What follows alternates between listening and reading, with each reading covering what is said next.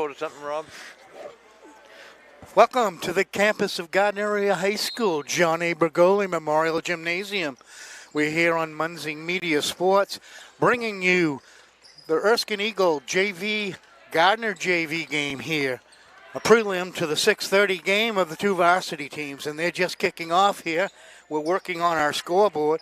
First shot's up. Tigers miss and bring it back out.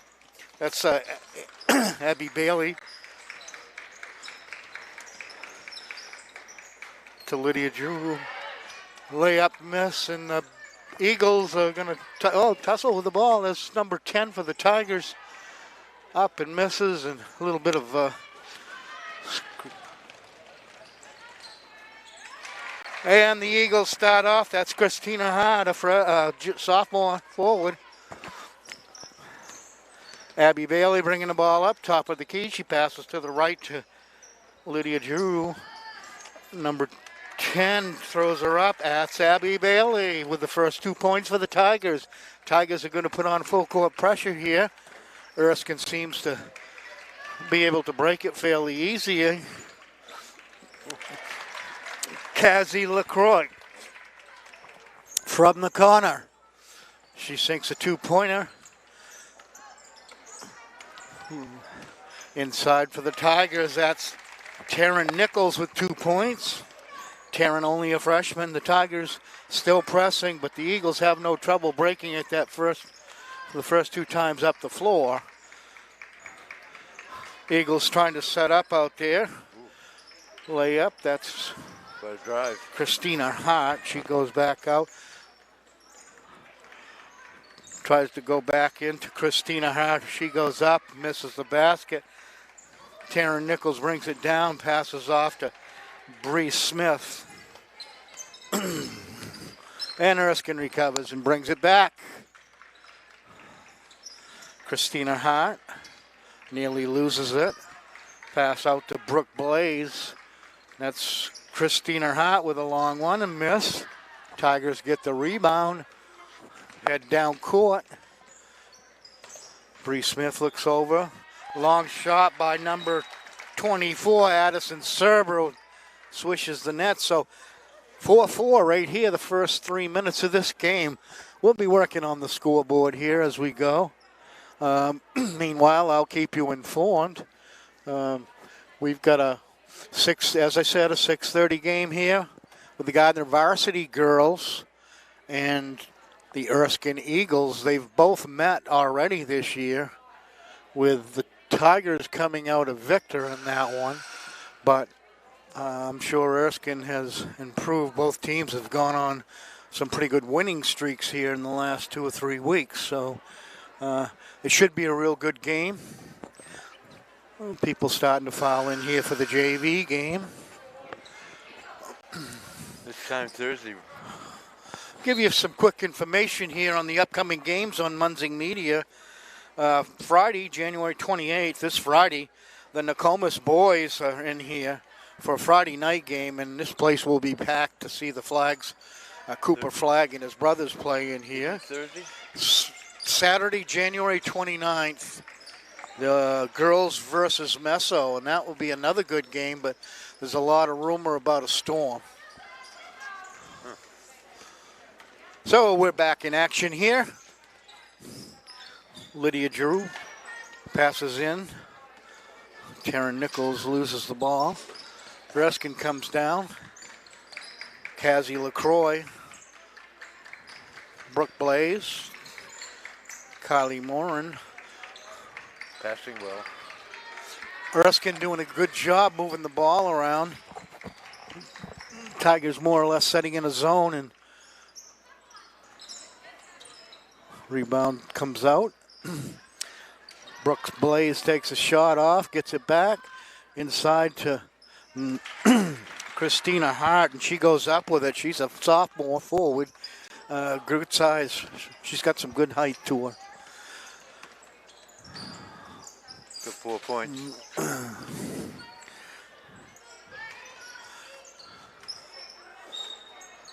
And that was Taryn Nichols missing that hook shot over. We're going to get a foul called on the Tigers. They'll stay in the full court press right here.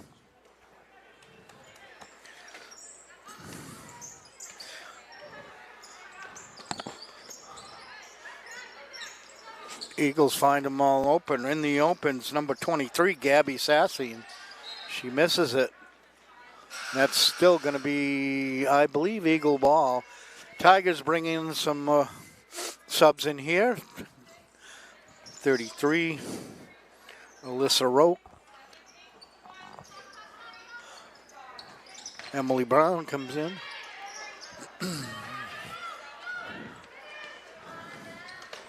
Addison Serber gets fouled. She'll go to the line shooting.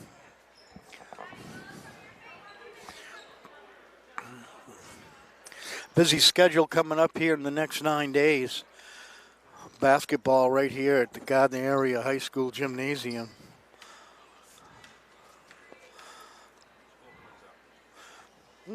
Okay, Rob's got the scoreboard up and working. First shot up by Addison is good.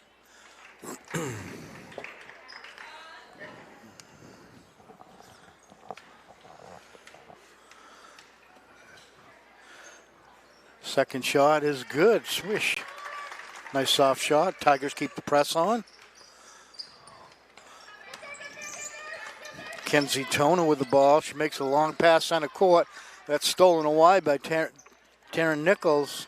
A long shot. Addison Serber gets the three for the Tigers.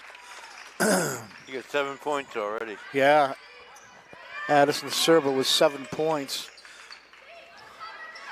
They're gonna beat the press. Still good hustle on the Tiger part, getting underneath the boards, and that was a good job by Taryn Nichols to recover that missed shot underneath. So Tigers jump out to a quick 5-point lead.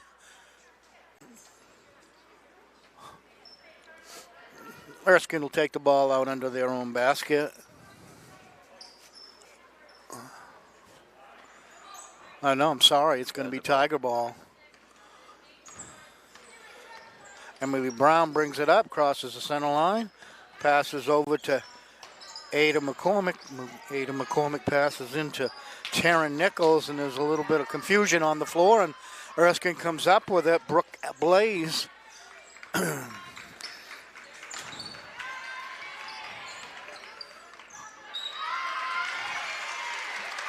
Jump ball. That's going to be a call on Cassie LaCroix. Took too many steps there, so the Eagles will turn the ball over again.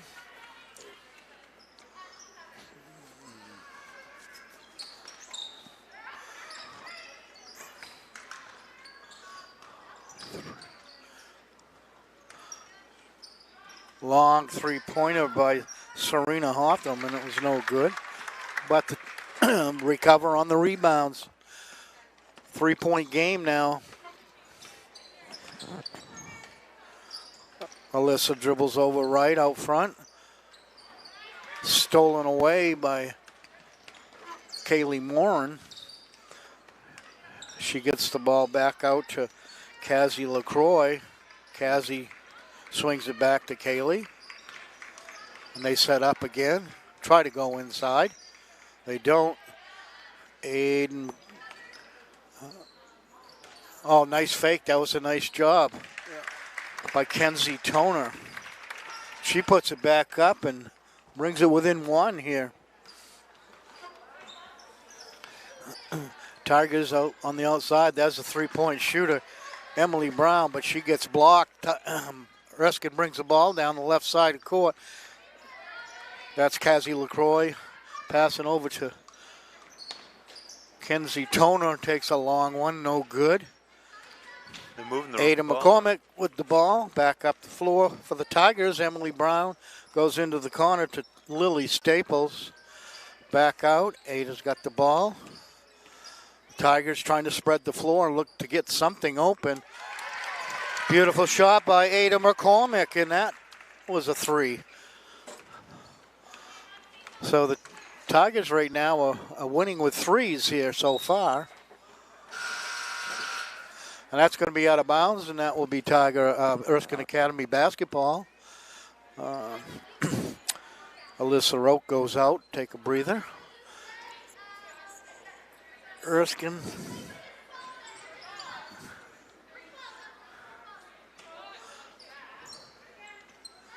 Erskine out front, and there's another long. I don't know if that was a three-pointer or not, but it didn't come close. That was by Kaylee Morin. Tigers bringing the ball up. That's Leah Umland. Leah only a freshman. Sydney Barlow back out to Ada McCormick. McCormick passes over to the corner, and that goes to Emily Brown, and she takes a shot and misses. Eagles recover the ball, and we're going to get a foul on Ada McCormick, I believe. That was Christina Hart for the Erskine Eagles trying to come down the floor and lay it up, but she gets interrupted by Ada McCormick.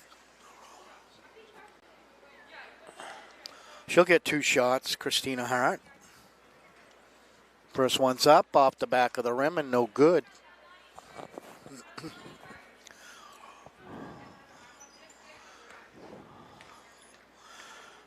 Christina puts the second one up, and that bounces off.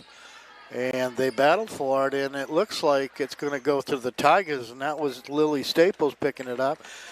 Now over to Emily Brown. She drives up through the center, and she blocked. And it's nice job, nice defensive play by the Erskine Eagles. So the Tigers are in a zone defense here down at this end. Trying to find something inside, but everything's coming from the outside, and they're getting one shot, and that's it. The Tigers are grabbing most of the rebounds so far at the defensive end for them. Ball's over to Ada McCormick. She looks, passes over in the corner to Sydney Barlow, and it's out of bounds. It'll be Eagle basketball. 14 seconds left. Let's see what the Eagles are going to do. Are they going to set up? Are they aware of the time left here on the clock? Or they try to go inside and draw a foul? And that's what they're doing right there. Goes, and it's going to be tied up. And that's going to do it at the end of the first quarter. I don't think I'm in. 14-10.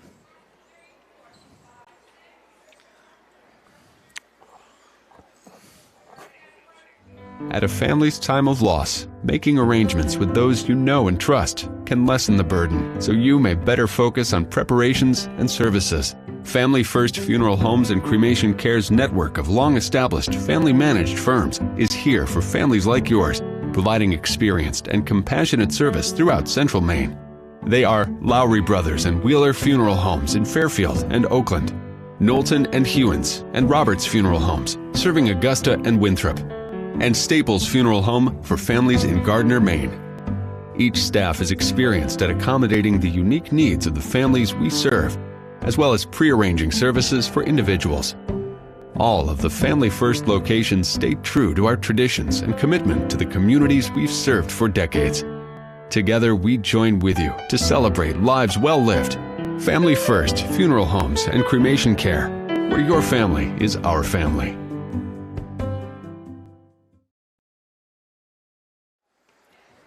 We're back here at the John Bergoli Memorial Gymnasium on the campus of Gardiner Area High School.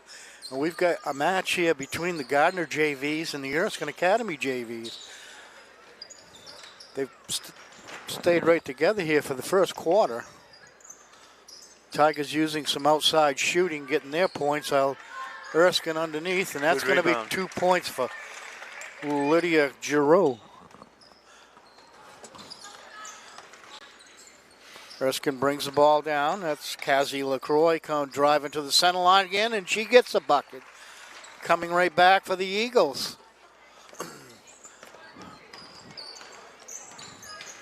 Abby Bailey out front with the ball, looking for something to break underneath. Tigers moving the ball out around the circle. Can't find an opening, but good drive. Lydia came very close, so the Eagles bring the ball up. Cassie LaCroix out front. She passes to Serena Hotham. Hotham with the ball out front, looking inside for somebody. And there's Tara Hanley breaking under the basket. Little too late for Nice block that there. pass.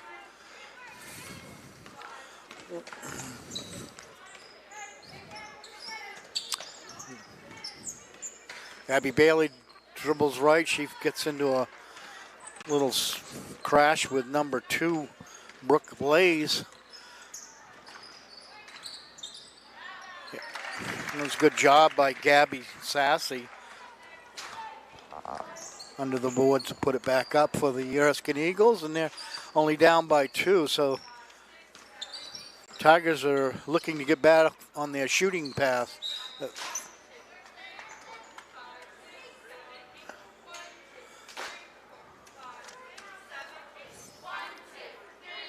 Fouls on Serena Hotham. Her first. 31, yeah. Serena Hotham gets the foul. First shot's up and good by Lydia Giroux.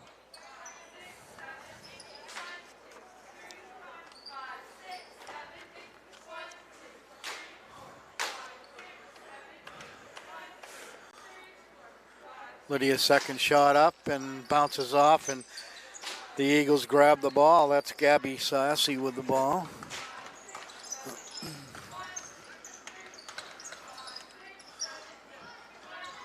Nice job, nice pass in. Brooke Blaze right on the foul line waiting for that inbound pass.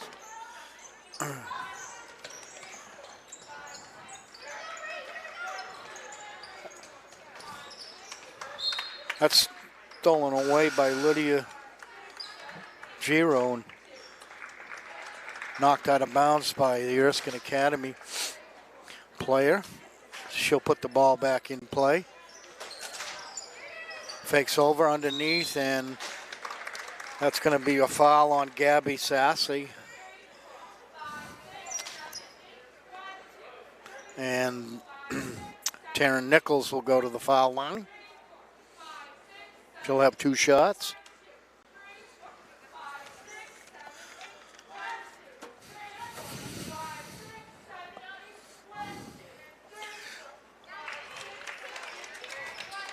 Nice soft shot right there by, is that Sydney? I can't see the number down there. Who was that? Oh, okay. Christina No, Hart. it's Taryn Nichols. Oh. You have to excuse us. We've got the cheerleaders right behind us practicing, so that's what you hear in the background. We're up here in the little gym, and has to be shared by all. Brooke Blaze's shot goes over the rim and on the other side, but Erskine recovers. And a nice rebound underneath by Lydia Giroux. Tigers moving the ball out front. They set back up and look for somebody inside. Nice pass inside right there, and a beautiful move by Taryn Nichols. Pass up court. Brooke Blaze looks over across court to number 40, Cassie LaCroix. She looks back to Brooke Blaze, and her shot is short. He's on the line. Abby Bailey tries to hit Addison Serber underneath the basket, but just a foot late. Ada McCormick into the game again.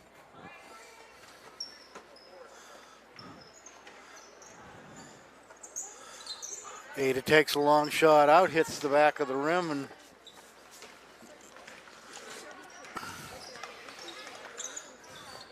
Brooke Blaze, long shot off the board by Cassie LaCroix. Tigers recover. Taryn Nichols gets the ball out to Addison Serber. Tigers trying to get the ball inside, but they are having a real hard job. Erskine's doing a good job with that zone defense in there. Oh, Nice She's going to get it called for double dribble. Now, the Erskine ball out of bounds. And Erskine brings in some fresh players. Serena Hawthorne is one of them, and Tara Hanley.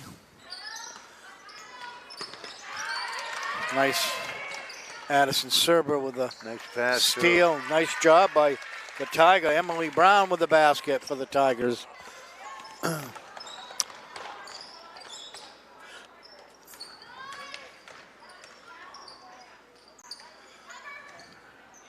Shot blocked. Into the corner to Addison Serber. She tries to get it into Taryn Nichols, and Taryn puts it up for two for the Tigers. Tigers on still pressing. The press is 7-point lead. the press has been very favorable to the Tigers here. They've had some turnovers here in this first half. They've kind of broke it open here in the last 2 minutes. Kenzie Toner puts the ball in play. Down in the corner, tries to hit.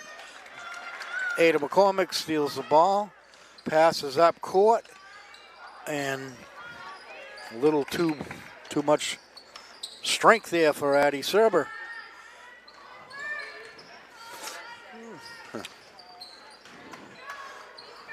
Can't seem to. That was a nice block, Serena Hawthorne. Gardner's getting the ball in transition, Gary. Good.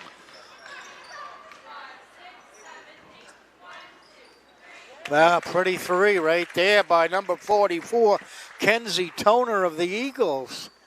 They don't want to step back here. They keep right in the game. They're only down by 4 now. Nice shot back up.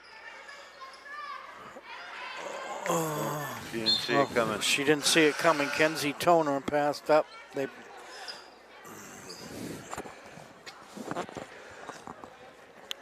Christina Hard into the game, and for the Erskine Eagles again. Everybody, both teams substituting freely here. Want to remind you, we'll be right back here as soon as this one ends with the Gardiner Varsity girls and the Erskine Academy girls immediately following this game.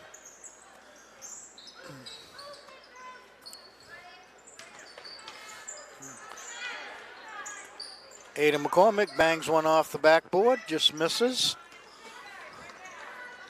Christina Hart dribbles up, and that's stolen away by Emily Brown. Good steal out there. We've got a lot of talented freshmen here on this Gardiner JV team. Most of them, and the whole team is freshmen and sophomores, but there's quite a tribe of freshmen on this team. Got one junior. Nice steal there. Oh, nice move. Yep. Pretty by Emily Brown. She steals the ball and loses it off her fingertips out. Boy, that was a nice move by Emily Brown. It was.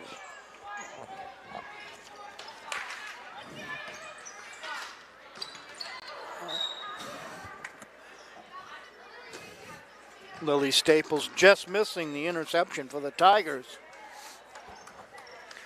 Serena Hawthorne puts the ball in play. That was pretty close to a travel. Get away with one there, I think, Gary.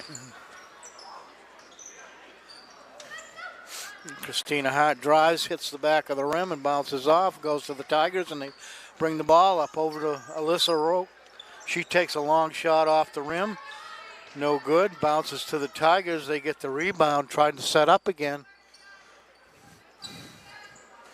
Lily Staples looks, finds Emily Brown. Emily goes to the right, takes a long three, bounces off the front of the rim. She follows up. That's over to Leah Umlin.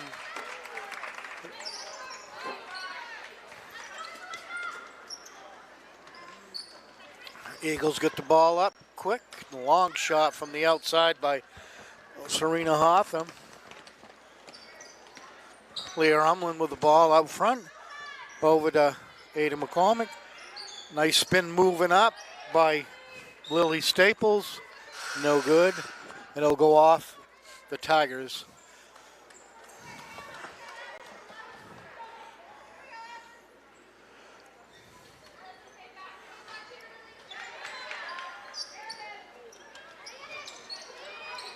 Erskine trying to break this press. Must have just made it. They did, and she's wide open down there. That was good hustle by Ada McCormick.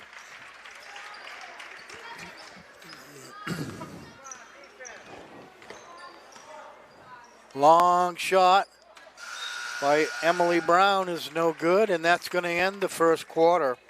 First half. Halftime. Yeah, that's what I thought. I was looking up there at the clock, and it says first quarter. I'm thinking, geez, that was an awful long quarter.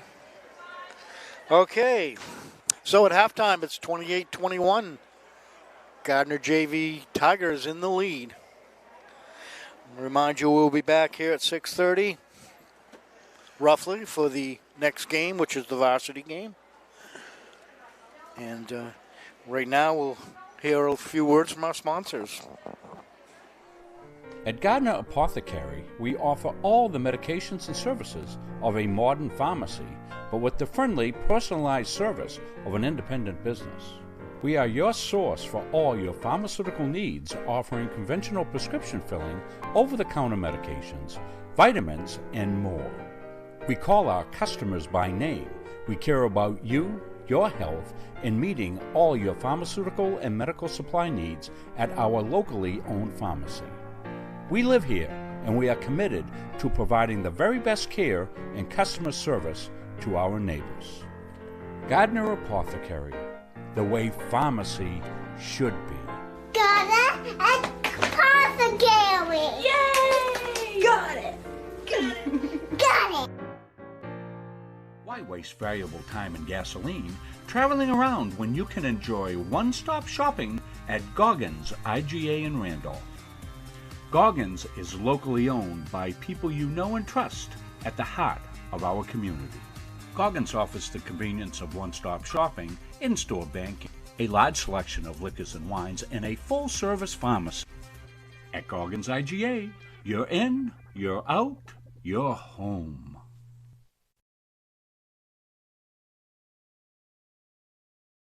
Don't feel like cooking dinner? Call Capsa's Pizza in Farmingdale. You can make the whole family happy with our award-winning pizza, sandwiches made on fresh baked bread, delicious nachos, or salads made to order. And don't forget the whoopie pies. We pride ourselves on fast, friendly service and an overall experience that's better than you might expect from a pizza place. So order Capsa's tonight. Pick it up, have it delivered, or enjoy our dining room. Give us a call at 582-0522 or enjoy the convenience of online ordering at capsaspizza.com. Strategic Real Estate Services, serving all buyers and sellers. 2 locations, 335 Water Street, Gardiner, and 83 Kennedy Memorial Drive, Waterville. From residential to commercial, solutions and strategies that equal results for you. Visit strategicreservices.com or call 485-1105. Hi, my name is Shayna Epperson, and I'm with Atlantic Youth Sports, Inc., and we operate out of Gardiner, Maine. We strive to bring young athletes to the game of basketball, volleyball, softball, and lacrosse. We also bring our principal core, 3 of them, of teamwork, we bring respect, and we bring confidence. Hi, I'm Lizzie Gruber. I've been with Shayna for 6 years. AYS has brought me to be a physically and mentally stronger person on and off the court. I've also met some of my lifelong friends through this amazing program. You can become part of our family by visiting us online at www.aysinc.org, or you can email us at aysincinfo@gmail.com. At our firm, we have the client and only the client in mind. Our mission is to get to know and understand your needs, wants, and long-term goals. We want to help you develop, implement, and monitor a strategy that's designed to address your individual situation. We understand the challenges families face today. From managing debt to saving for college to retirement, these personal finance challenges can be overwhelming. Our commitment is to utilize all of our resources to help you pursue your goals. We believe in thinking out of the box, and we are not afraid to challenge conventional wisdom in our approach to financial services and preserving wealth. All of our energy, commitment, and efforts are focused on you, the client, and your satisfaction. Coaches and athletes know that teamwork is the key to success.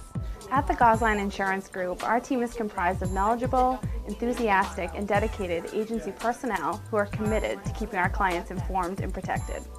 Featuring 9 agencies throughout the area, the Gosline Insurance Group is the largest locally owned independent agency group in Central Maine. As a trusted choice agent, we are dedicated to you and are committed to treating you as a person and not as a policy. This commitment means we will work for you and not the insurance company. So call us today and let our team put you on the path to success. At Randolph Hardware, our game plan is simple. We offer way more than just hardware, but it all starts with a promise. We have what you need and always with a smile.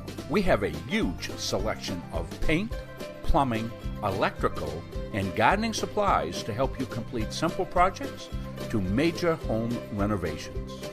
We also offer a rental center, factory authorized power equipment repair, and the best tool selection around. So stop in today and let the Randolph Hardware team help make your project a winner. When you choose a financial institution to entrust your hard-earned money to, bigger is not necessarily better. Will you be noticed? Will you be heard? At Gardiner Federal Credit Union, our members aren't account numbers, they're our friends and neighbors. Each member has a vote, a voice. What matters to you matters to us. Lending decisions are based not solely on your credit score, but on who you truly are. We work diligently to end hunger. We volunteer in our local schools and throughout the community supporting neighborhood events. We are local people making local decisions, investing in our members and giving back to our communities. Gardiner Federal Credit Union, where your money has a voice. Started by the Corliss family in Pittston in 2019, Corliss Gravel Pit offers some of Kennebec County's highest quality gravel products. Located just south of the old Cedar Grove Road, on the right off Route 27, we are committed to providing outstanding products at a fair price. We offer a variety of products for all of your needs.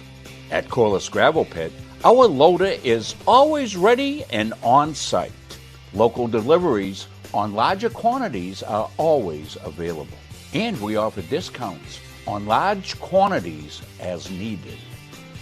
We also offer plowing and sanding services during those tough Maine winters. Corliss Gravel Pit is family owned and operated since 2019, producing Kennebec County's highest quality gravel at a fair price. Okay, we're back here on Munzing Media Sports with second half action of the Gardiner JV Tigers against the Erskine Eagles. And we're Tigers with a 7-point lead here in the first half. Now we'll take it down to 5. Well, a nice basket by number 15. I guess that was 12. 12, yeah. Yeah. Christina Hart will give her the basket. Tigers up with it inside. They battle underneath their net, and it's going to go out to the Tigers, I believe. Yeah. So anyway, we'll let you know that we've got another game. This is the prelim to the Gardiner Varsity girls, Erskine Academy girls, coming right up after this game. Pass inbounds. Got loose inbound. Yeah, Taryn Nichols gets a layup underneath for the Tigers. The Tigers keep this full court press on, which has been very helpful to them. And that's going to be on Lydia Giro, I believe. So high scorers for the first half, Dick. Taryn Nichols is 7, Christina Valancourt 2. Okay, I just wanted the high scorers. Okay. What about for the Erskine team?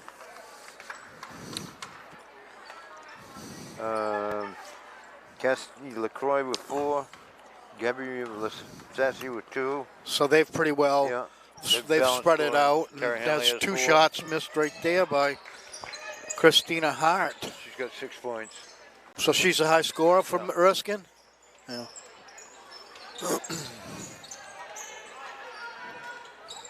Scramble on the floor, throws it out. Tip back. Tigers get the ball, and that looks like, who's that? Emily? Jump ball. Gardiner's ball.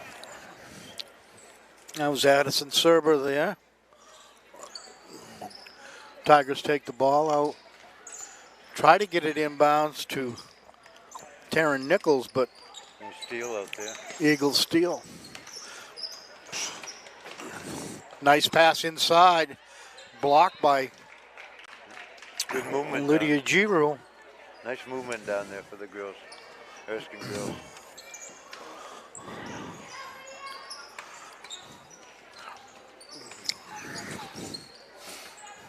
Erskine moving the ball good, looking for something inside. Shot from the foul line, it's no good. Brooke Blaze out front, number 2, passes in to Cassie LaCroix. She drives, misses off the front of the rim. Tigers get the rebound. Lydia Giroux dribbling down the right side and loses it. She thought receiver was going to go right. She went left. Erskine puts the ball in play.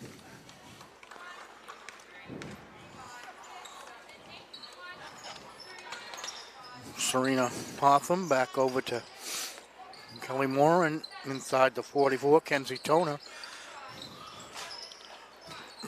That was Kaylee Moran dribbling to the right, a little high off the board, and the ball goes back to the Tigers. Oh, nice defensive play there by Gabby Sassy there to flex the ball from the Erskine player. She playing Tigers will get it out of bounds. And that's Addison Serba's going to be putting it in. She puts it in a long shot by Abby Bailey. Hits back, but no good. Erskine brings the ball up, looking to try to find some opening. A long shot from the outside, almost a 3, but that was by Cassie LaCroix. Tigers fight back.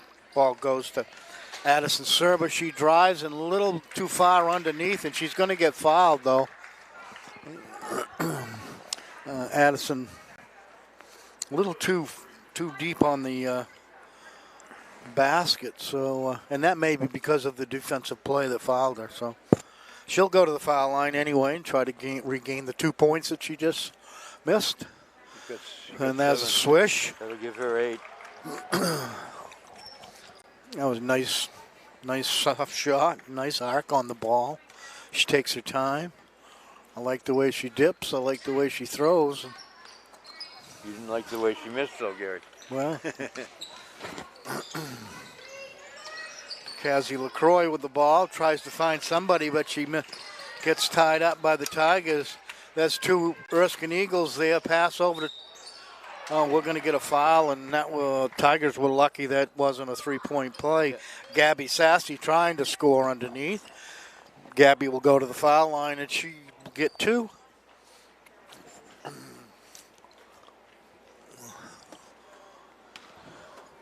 Two on Tara Nichols. Game moving along fairly quickly here. That first shot's up by Gabby, and that's no good.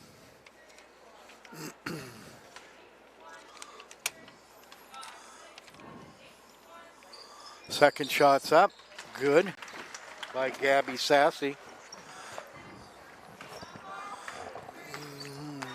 7-point lead for the Tigers here.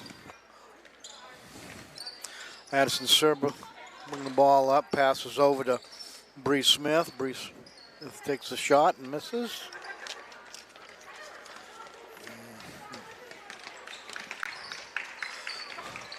Looks, Kenzie Toner took a look there from the corner, then changed her mind, brought the ball back out front. Eagles looking for a little bit better shot as they move the ball around the top of the key.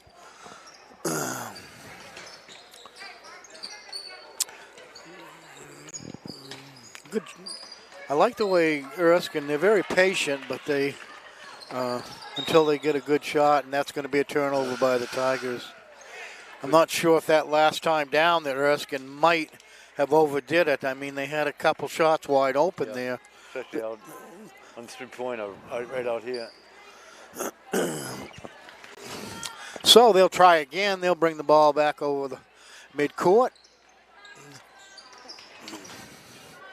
That was a nice effort there by Christina Hart.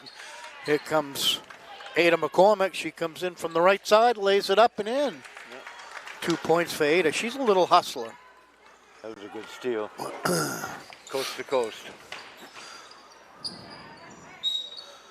Tiger's going to get called for a foul. I think it's going to be on number 21, Lily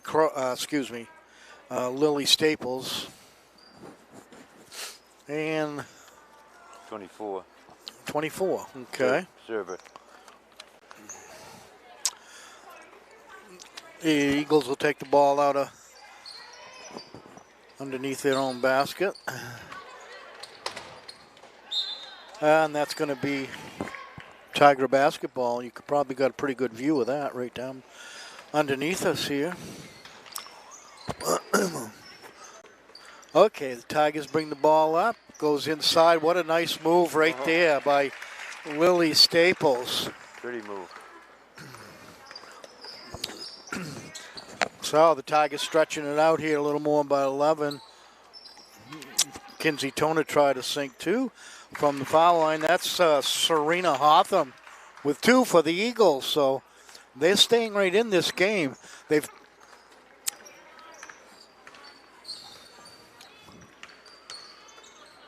Tigers moving the ball, looking for something on the inside. They find it, and there it is right there. What a nice move by Lily Staples. And the Tigers did a great job moving that ball around, looking for that inside person, and they found her.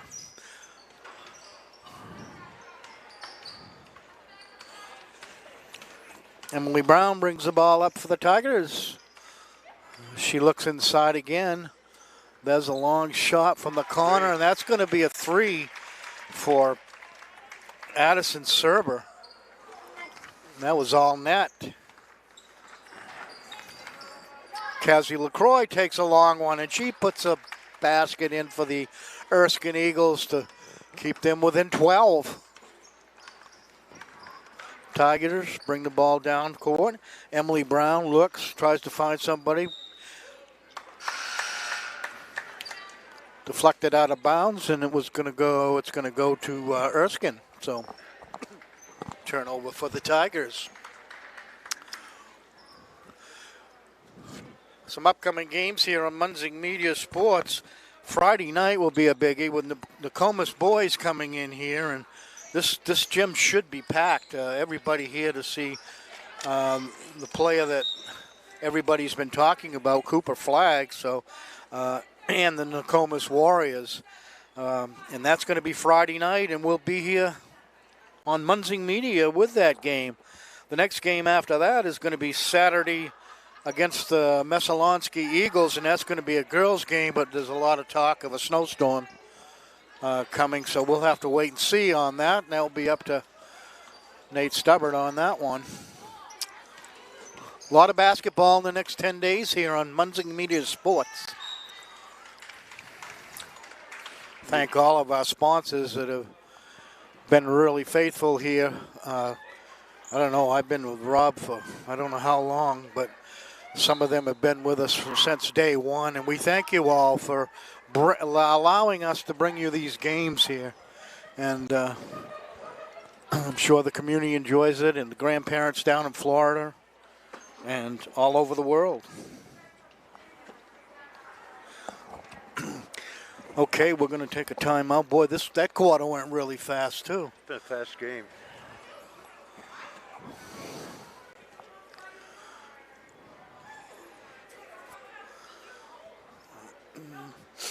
Coach Gray over there on the sidelines with his assistant. He's probably anxious to get going here tonight.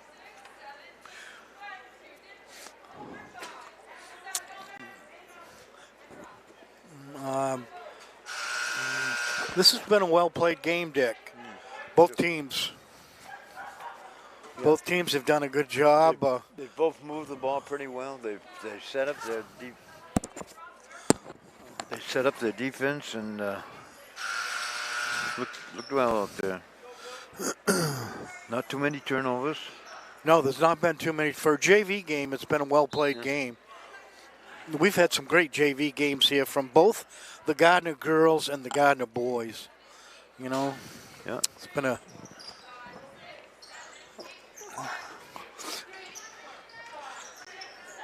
whoop. And they'll scramble on the floor for that one. It's going to go to the Erskine Eagles. They'll take it out underneath their own basket. They set up on the box. Simple little out of bounds play, but have to hit the safety person out there. Brooke Blaze passes over to Brooke, loses it, trying to pass to Cassie LaCroix, and she loses it. That's good block. I think that's going to be a foul. Yeah, that was Leah Umlin going in for the layup, and I think she's going to get fouled by. Who are they going to give that to? Number 2? They're going to go to Brooke Blaze, is it? Or 40. First shot's up and good. Leah Umlin, freshman guard. Cassie LaCroix, number 40. I think that was a good timeout for Erskine. They had getting behind by 10, 12 points. They had to see if they can stop the rush here. Leah Umlin puts in a basket to put it at a 14-point spread. Long shot from the corner. 3 goes off the back of the rim. The Tigers recover with the ball. Trying to get up speed. Stolen away by the Erskine Academy Eagles. And Kaylee Morin is up the top of the key. She tries to find somebody open. Nobody seems to be moving too much for the Eagles. And that's a long shot from Brooke Blaze and misses the rim. And that was a good hustle right there by Gabby Sassy. That was Kenzie Toner taking that long one right there.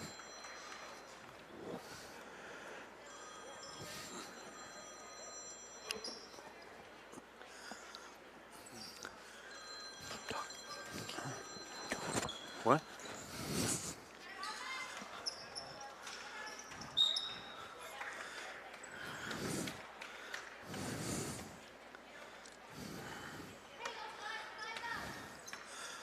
Tigers bring the ball up.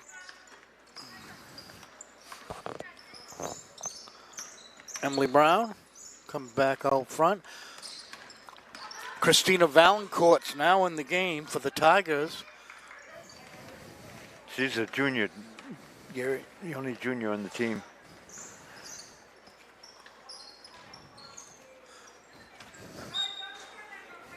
And that will go to the Gardiner Tigers.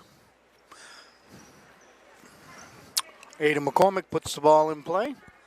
Emily Brown brings it down.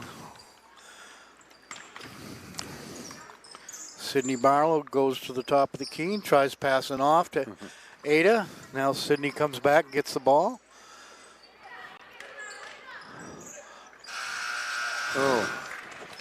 Okay, we'll end the third quarter with the Tigers with a 14-point lead here. And we'll be back in just a minute with more Munzing Media Sports here.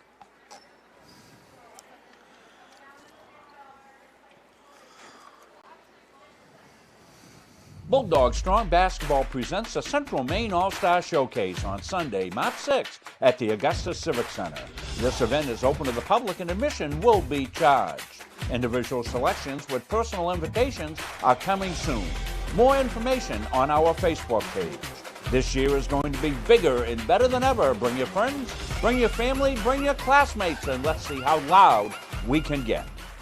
If you want to boost your energy, metabolism, and nutrition, try one of Northeast Nutrition's 85 energizing teas. Fruity, made with natural aloe, stevia, and herbal and green teas. Or have a low-carb 200 to 300 calorie shake for breakfast or lunch.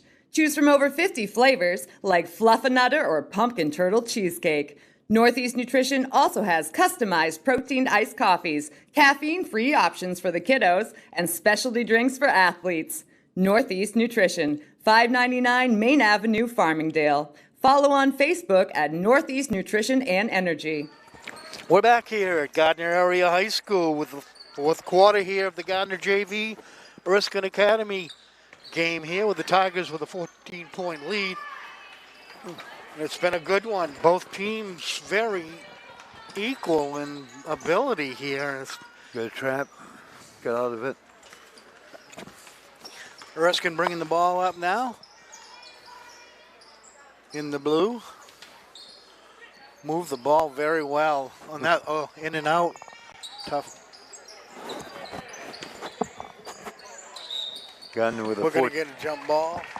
That's going to go to Erskine.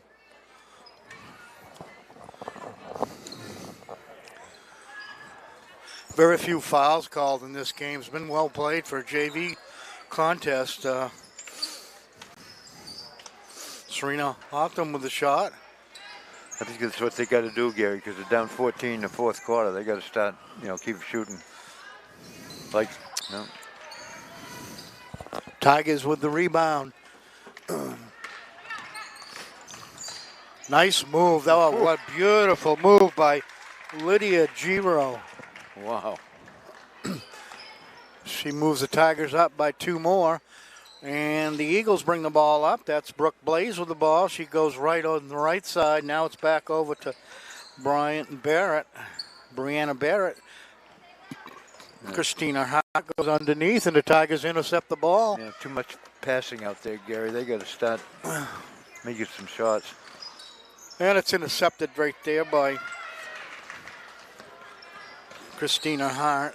She goes up. Nice, beautiful layup. That was a beautiful play by Christina Hart, doing it all herself.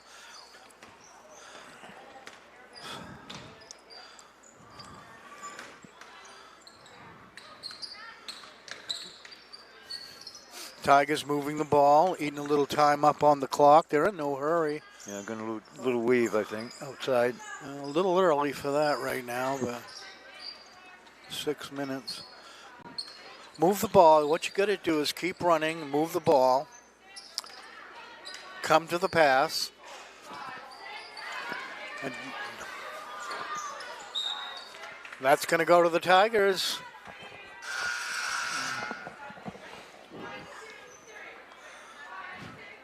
Ava Picard coming into the game for the Erskine Eagles, and Christina Hart will take a seat.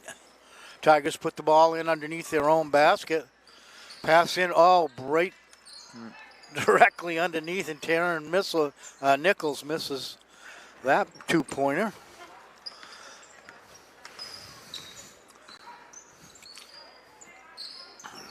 Erskine's going to have to, you're right, Dick, they're going to have to get started shooting. And that nice steal right there by Lydia Giro. Nice pass over. A little too far under. Too far under, and Lydia stays with it. Yeah. Nice job by Lydia Giro.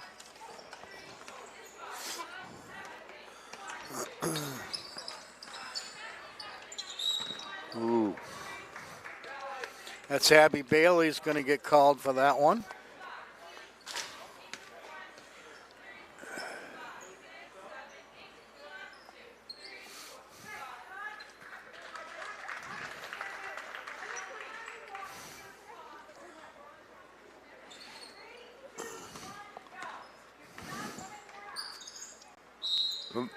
Nice tie up right there, and that's going to go to the Eagles. They'll take it out of bounds on the side here.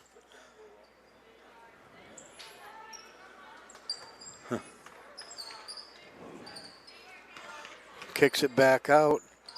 It goes to Serena Hotham. Over to Brianna Barrett. She dribbles around out front, almost gets it stolen away. And now a good hustle right there by number 20 for the Tigers. That's Emily Brown. And the Tigers come up with it and bring it out to the corner. There's a long three right there by Addison Serber. And the Tigers just staying with it. Great effort by all 5 of the players out there on the floor right now. But they come up short. Ball goes to Erskine Academy. That's going to get stolen away right there by Addison Serber. She'll take the layup. It's good. Tigers pump it up by 2 more. So they've got an 18-point lead here with 4 minutes left. And if you're the Erskine Eagles, you're going to start, you need to start shooting. Serber's had a heck of a game. 15 points I got it down for. Yeah, and that's going to be off the Eagles' foot there. I thought so. That was Serena Hawthorne that lost it. Emily Brown brings the ball up for the Tigers. She dribbles right. Nice move, nice. Nearly got a left-handed shot off. And that's a long one right there. The bounces off. That was by Addison Serber, and that goes off the right side of the rim. And it's going to be Eagle Academy, Erskine Eagle ball. Only 9 players on this JV team for Erskine, so they've done a great job. A lot of them have gotten a lot of time here tonight. Right.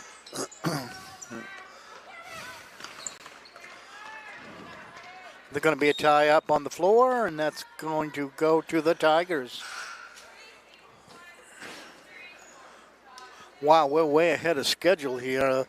We got a scheduled varsity game for 6:30, so this is going to end in plenty of time. I can tell you it's probably not going to be a tie, overtime game. No.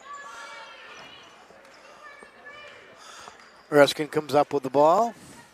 She's played a tough game. That's Brooke Blaze. She's played a lot tonight. Yeah.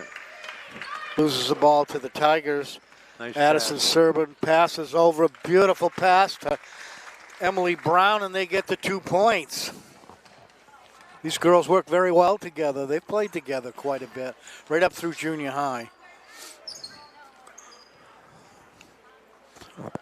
Erskine trying to find, they're really running. They're trying to find somebody open, and there's the two shots. Right, that's a shot right there that they needed to get. They need 20. They're 20 points down, so they need some threes here.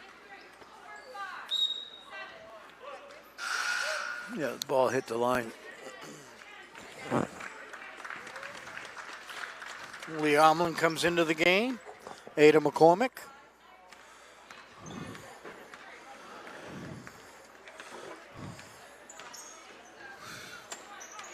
Another steal.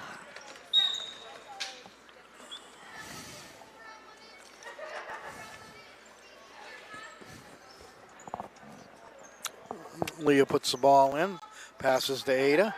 Ada back to Liam. Inside to Leah Staples around and no good. Just too bad. Number 4 tosses over. Who's that following? A good job by Lily Staples. Bree Smith nearly had a basket, just a little too strong going over the front of the rim. Nice move, though.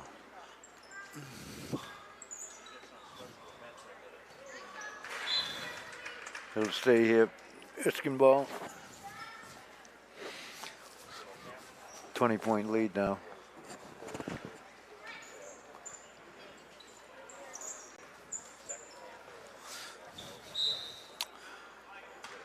Out of bounds, she loses it. That was Kayleen Glidden. Ada McCormick brings the ball up. She passes inside to Alyssa.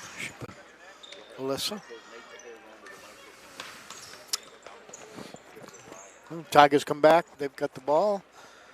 Leah Umlin takes a long shot. It bounces off the back of the rim. The Tigers hustle back and recover. Lily Staples with a shot. That goes off the backboard and down. Erskine grabs the rebound and brings the ball up court, looking at least for a few baskets here with a minute left to go. They're almost running the clock out here. And that's stolen away. She's going to get fouled and go to the line. That was Bree Smith for the Tigers, sophomore guard. And she'll go to the line, take 2 shots from there. So this has been a really good competitive game up until probably the middle of the third quarter. And then the Tigers broke it open here with this big lead. Bree Smith up on the foul line, shots up and good.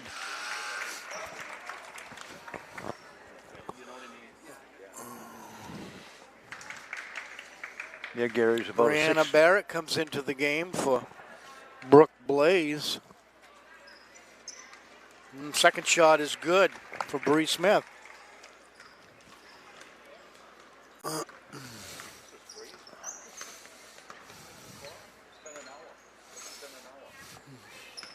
Yeah, this game we just mentioned up here, that this game's only gone an hour. It's been really fast moving. Not a lot of fouls here. No. Ada McCormick from the outside, scuffs off the back. Tigers put it back up. They can't get it in, and that was a second shot by Bree Smith, and they come up with the rebound. That's Ada McCormick, passes inside, and there's going to be a tie-up. No, it's going to go to the Erskine Eagles, and they bring it up with 15 seconds left, and they might want to think about taking a long one right there, but they're a little short. Yeah. Tigers get the rebound. They'll come up, and they'll probably hold the ball. Ooh. No good. Yeah. All right. Well, that's going to do it here tonight in this first game, with the Gardiner JV Tigers winning 52-30 over the Erskine Eagles. You want to stay with us here? I got no idea what they're going to do. If they're going to, the varsity game scheduled for 6:30, so just stay with us, and we'll have more information here as we go. Probably hold the screen with just a picture of the court, and we'll get some more information. We've never had one end this early. So, final score was, it's gone off the board now. Let me fill you in on some upcoming games then. 52-30, Gary. 52-30 Tigers. Friday night's a big one here at John A. Bergoli Memorial Gymnasium when the Nokomis boys come in here with their show of basketball. That's the, and they're going to be here on Friday night. And if you want to see some high school kids play some basketball, you're going to have Calvin Ketchens here and a couple of the flag boys. And it should be quite a showing. I'm sure that this gym is going to be packed on Friday night. So that's Friday night. Saturday night, the girls are scheduled to play Messalonsky here. That's 5 and 6:30. And with the snowstorm, we don't know, but there'll be information. And I don't have the rest of the schedules, but we got quite a schedule starting up for next week. So we'll see what happens. So we're going to take a little break here, and we'll be back. You stay with us. This next game is going to be a good one between the Erskine varsity girls and the Gardiner Tigers. So stay with us. We'll be back.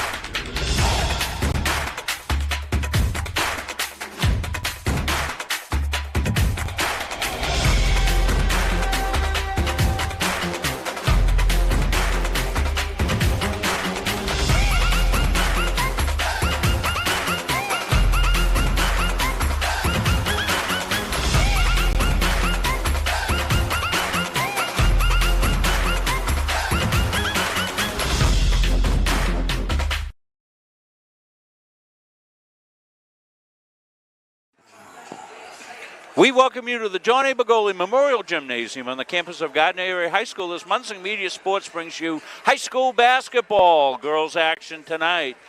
The Eagles of Erskine Academy have flown in here to Tiger Town to take on the Gardiner Tigers. Hello, buddy. I'm Rob Munson. Gary Verhill joining me. Dick Layton will do stats for us tonight. Owen Munson on our game cam.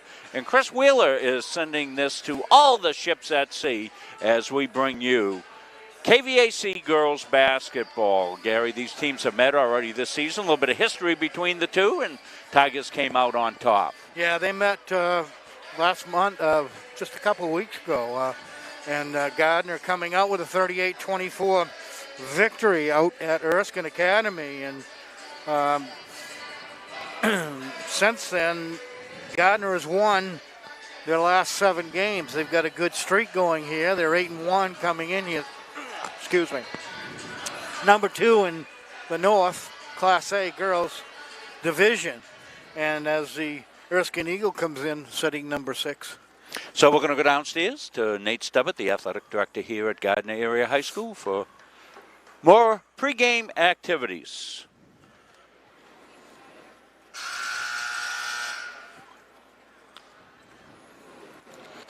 Good evening and welcome to Bergoli Gymnasium for tonight's KVAC matchup between the visiting Erskine Academy Eagles and your Gardiner Tigers.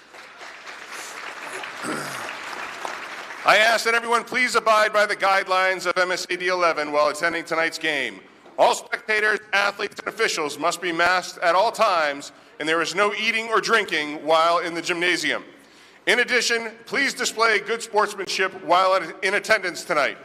Those who violate any of these rules may be asked to leave the facility. Thank you. At this time, I'd like to introduce the starters for the visiting Erskine Academy Eagles. Number 2, Sarah Prawl. Number 12, Mackenzie Roderick. Number 24, Emma Strad. Number 33, Grace Hutchins. And number 42, Emily Clark. Erskine Academy is coached by Jamie Soule and assisted by Delaney Wood. And now, the starters for your Gardiner Tigers. Number 14, sophomore Taylor Takatsu. And number 21, junior Savannah Brown. Number 22, junior McKenna Johnson. And number 23, junior Megan Gallagher. And number 44, junior Lizzie Gruber. Gardiner is coached by Mike Gray and assisted by Brittany Thompson and Kristen Prey. The officials for tonight's game are Mr. Eddie Crocker and Mr. Clayton Plottle. Well, we'll take a break. We'll come back. Tip-off from Gardiner when we come back after this. At this time, would you all please stand and remove your hats for the pledge? At a family's time of loss, making arrangements with those you know and trust can lessen the burden, so you may better focus on preparations and services. Family First Funeral Homes and Cremation Care's network of long-established, family-managed firms is here for families like yours, providing experienced and compassionate service throughout Central Maine. They are Lowry Brothers and Wheeler Funeral Homes in Fairfield and Oakland, Knowlton and Hewins and Roberts Funeral Homes, serving Augusta and Winthrop, and Staples Funeral Home for families in Gardiner, Maine. Each staff is experienced at accommodating the unique needs of the families we serve, as well as pre-arranging services for individuals. All of the Family First locations stay true to our traditions and commitment to the communities we've served for decades. Together, we join with you to celebrate lives well lived. Family First Funeral Homes and Cremation Care, where your family is our family. Strategic Real Estate Services, serving all buyers and sellers. 2 locations, 335 Water Street, Gardiner, and 83 Kennedy Memorial Drive, Waterville. From residential to commercial, solutions and strategies that equal results for you. Visit strategicreservices.com or call 485-1105.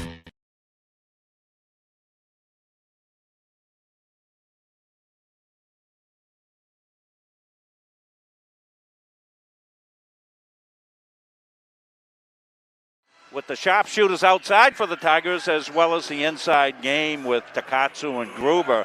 Lizzie coming off just a fantastic game where 30 points or so, 27 rebounds. Those are like Bill Russell rebound stats.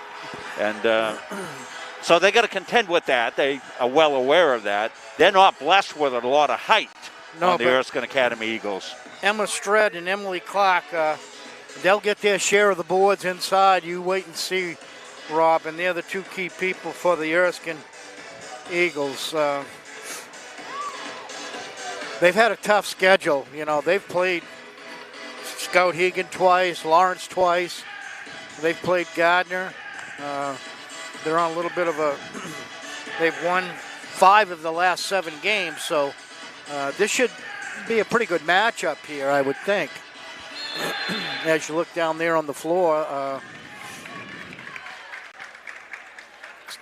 Except for the jumping, Tigers will contend with it. I win it, and Gallagher back outside now. Takatsu going to hold. Tigers work outside. Johnson, they'll get it into Gruber. Gruber will spin, puts it up. Good defense inside there as playing her tough was Emma Shred. Back outside now. Here we go for the Eagles. Sarah Prawl going to hold. They'll get it over to Hutchins.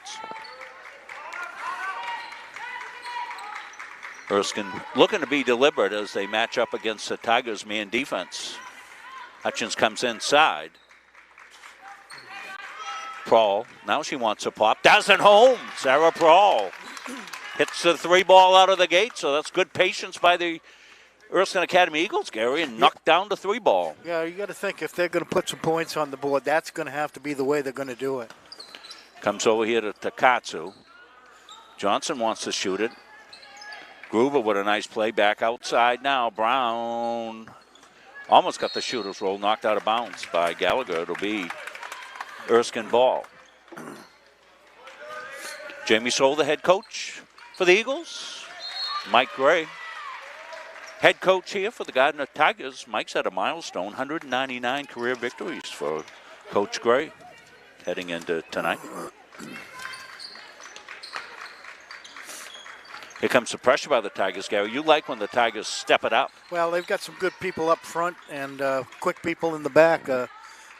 Lizzie and actually Taylor is for this. It's Gruber now, left side. Gets it back, tipped away. Good hustle by Sarah Prawl.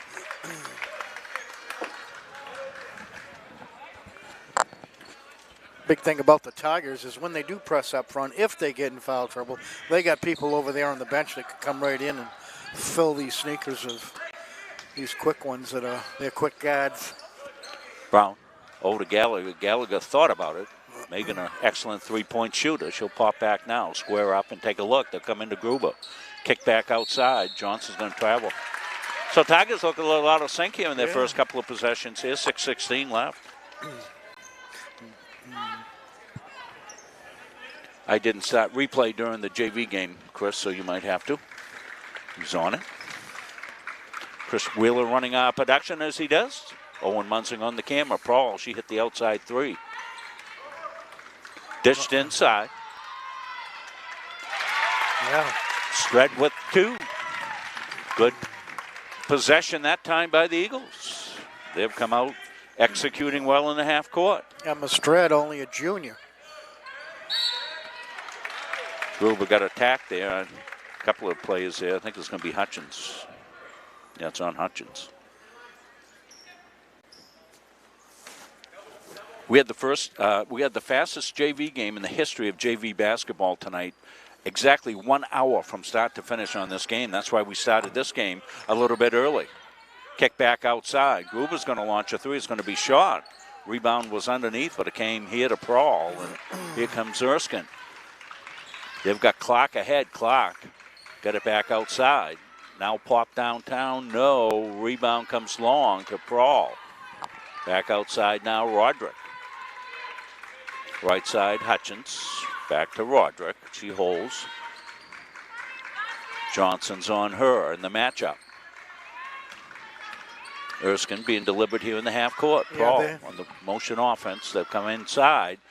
Gruber will go up, get a piece of it, and a good try by Takatsu, but hit the back of the backboard out of bounds.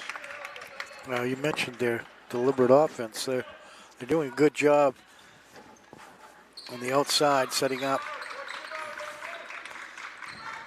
Prawl. They come right out on her. She's already hit a 3 in the game. Now she's going to get called on the push-off. So good job underneath there by Johnson. She took the player control foul. McKenna Johnson, the junior. 4 juniors and a sophomore, the starting lineup for the Gardiner Tigers. 5 minutes left here. We're in the first. Gruber outside. Tigers haven't scored. Johnson goes, scoops one up. It won't go. The rebound comes off. Hutchins gets it ahead. On the take is Clark. Clark goes up, won't go home. Kick back outside now to Shred. She puts it up, won't go. And out of bounds, going to be a foul called. Yeah, I think that's going to be on Savannah Brown. Looks like she reached in. You said that Shred would get her a share of rebounds. You can see she's a crafty rebounder. Yeah, she will, and she will get her share of points underneath. Emma Shred. So Tigers almost a little rusty right here so far. Almost 4 minutes in, 4:39 left, haven't scored. Fortunately for them, they've been okay defensively, and Erskine hasn't run away from them. Gruber went up, got hit. That ball's anybody's.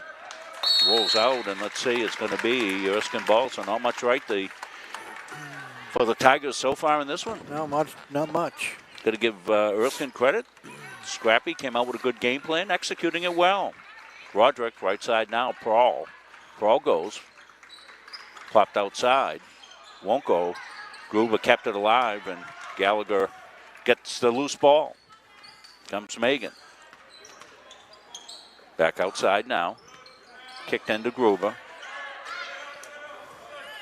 Double, triple teaming, so Tigers will need to hit some outside shots. Johnson goes into the pack. We're going to get a tie-up, and possession arrow will favor Erskine.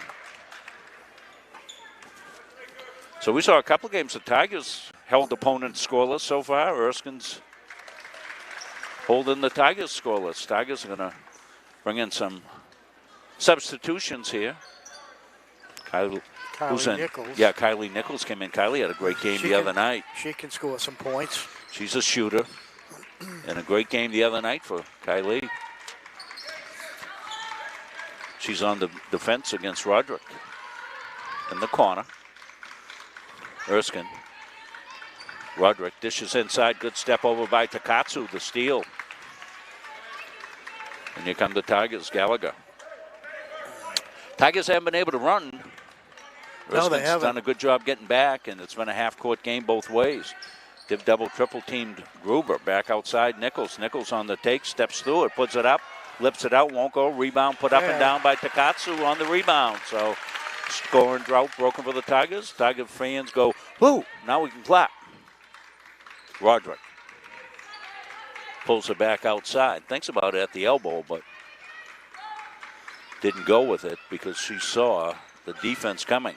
Rolls up, Gruber tips it, and it'll stay Erskine. Madison Lully in the game for Erskine Academy. They just had another check-in coming in. Samantha Golden comes in the game. Erskine inbounds. Get it back outside. Roderick holding. She goes. Piper Lavoie in on the defense there for the Tigers. Erskine being very patient on the offense here. I think that's a good way to play the Tigers. Keep it a low-scoring game. Back out, stolen by Gruber. She goes ahead. Nichols with it. Nichols going to slow it up smartly. Now she'll wait. Gruber's got it. In the corner it goes to Lavoie. Back outside, three-point shooter. Gallagher launches, rolls it out. There's Gruber. She gets banged. So you like that idea of the Tigers launching from the three and letting Gruber roam to the boards. I certainly It's hard to get her body on her that way, isn't it, Gary? Yes. That's good strategy by the Tigers when they do it. Well, they've got the shooters, too, so their percentages are going to be very well from the three-point line, as we've seen last season and this season. Well, we'll get a timeout on the floor. Looks like a full timeout. We'll take the full timeout as well. We'll come back. First quarter action, we come back after. Why waste valuable time and gasoline traveling around when you can enjoy one-stop shopping? Maybe we come back, Chris.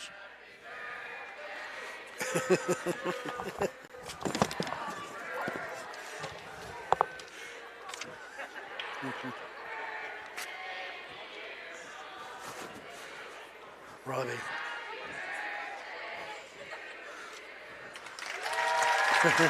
Awesome. Awesome. What a crew here at Tiger Town for the old guy. I just wanted to let all our fans know that I'm still the youngest crew member here. Yes, you are. I am. And I hope you never catch me. And the what it does, it gets the average age up. Well, we got a little graphic Chris made here coming across the screen. Everybody's so nice. Thank you, Nate Stubbert. Thank you, fans. That's awesome. Lizzie made me a little pen today. Yeah, that's nice. It says happy birthday on it. I'm wearing it. Fantastic group here at Gardiner. Did you let them know how old you are? Yeah, well, I'm Gronk's age, 69. Wait till I tell you what Beth got me for a present, Gary. You're going to love it. I can't imagine. No, you can't. Underneath, rebound, Tigers. That was Megan Carver now in the game. Well, we went to take a break. Did you ever start the break, Chris, or did you stay with it? Did we start the break? Yeah, and then we had to come back out of it because we didn't. It was a surprise. All kinds of surprises here tonight. Stay with us. You're going to love it. Popped outside, won't go. Gruber fighting for the rebound, but it'll come off to Erskine. Then stolen away. Nichols got it and got fouled. Yeah, so, Gary, my lovely wife, Beth, you know, we've been together since we're 15 years old. Right. And, you know, she used to buy me cool presents like cassette tapes and, you know, Don McLean's American Pie and stuff like that back in the old days. For this birthday, she got me a nose hair and ear hair clipper from Amazon that I didn't know whether to laugh or cry, Gary. If Beth is watching, she's going to be mortified. I'm going to share it with you guys. Well, I got one of those little irons that take your little tags off your skin. Oh. Burn the hell out of you. Oh. Yeah, it's great to be getting older. I'm so excited. Rob, I seriously was going to bring you in a gift, and I was really serious, but I was rushing for time and stuff, and it was a pound of good bacon. I know how much you like bacon. I miss those days. All right, back to the game. Lots to do here for the Tigers. They've been off to a slow start, but fortunately enough, they've been playing some pretty good defense. Gallagher goes. She puts it up. Let's see which way they're going to call it. They're going to call it. They're going to think about it and call on Gallagher.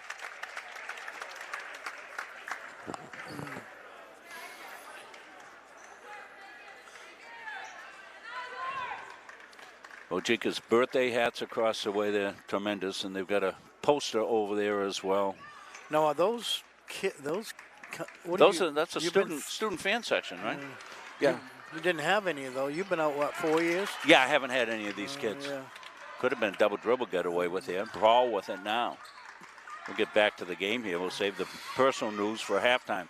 Popped outside and won't go, but it came down to Clark. Clark did a good job under the boards. Kicks it back outside now. Lully with the shot. Tipped around and Tigers will get it. Carver's got it. So Tigers looking to find out where the offense is going to come. It's been a low scoring for us. They'll loop it into Liz. She'll put it up and good for Carver. So there's a little 1-2 punch underneath. Tigers will step up the pressure, and Lavoie will have the bump, and that's going to be the second foul against the Tigers. So no worries there. 5 fouls on Erskine. Megan Carver was a member of this Erskine Academy team last year. Oh, is that right? Well, jeez. Fantastic. Did not know that. Yeah. I'm really impressed with her play so far this year. Megan is only a sophomore. Yeah. She's 5'4" junior. She won one of our awards, I think, early in the year. She had a has. terrific She game. did, yeah. Prawl with it outside right corner. Erskine has been deliberate. This is Emily Clark. She goes, kicks it to Prawl. Prawl hit the three from there. That one's off the glass, tipped away at the buzzer, and that will do it. So the Tigers with a 1-point lead. It's 6-5. Low scoring affair. Come back, join us second quarter action after this. Don't feel like cooking dinner? Call Caps's Pizza in Farmingdale. You can make the whole family happy with our award-winning pizza, sandwiches made on fresh baked bread, delicious nachos, or salads made to order. And don't forget the whoopie pies. We pride ourselves on fast, friendly service and an overall experience that's better than you might expect from a pizza place. So order Caps's tonight. Pick it up, have it delivered, or enjoy our dining room. Give us a call at 582-0522 or enjoy the convenience of online ordering at capsuspizza.com.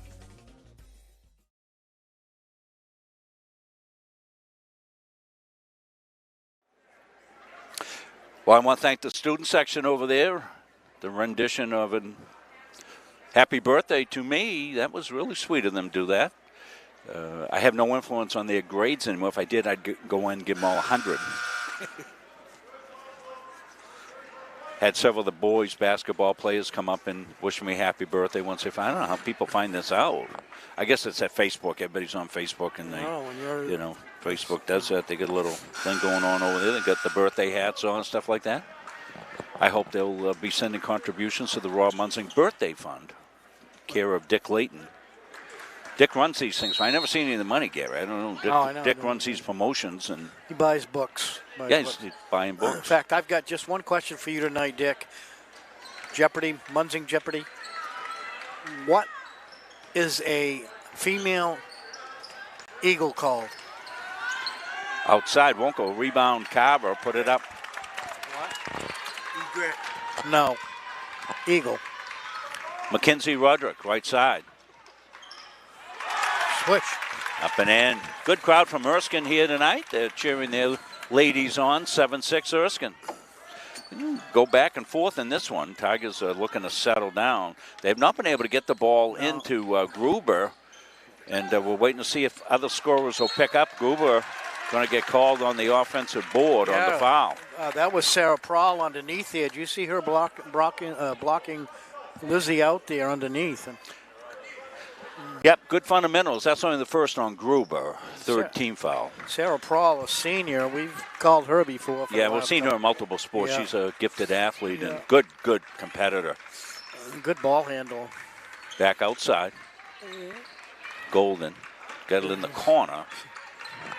Prawl thought about it, but Johnson's out on her. Erskine is not forcing shots at all. They're working the ball, working it smartly. Gruber swoops in for the rebound. Carver was there as well for the Tigers. So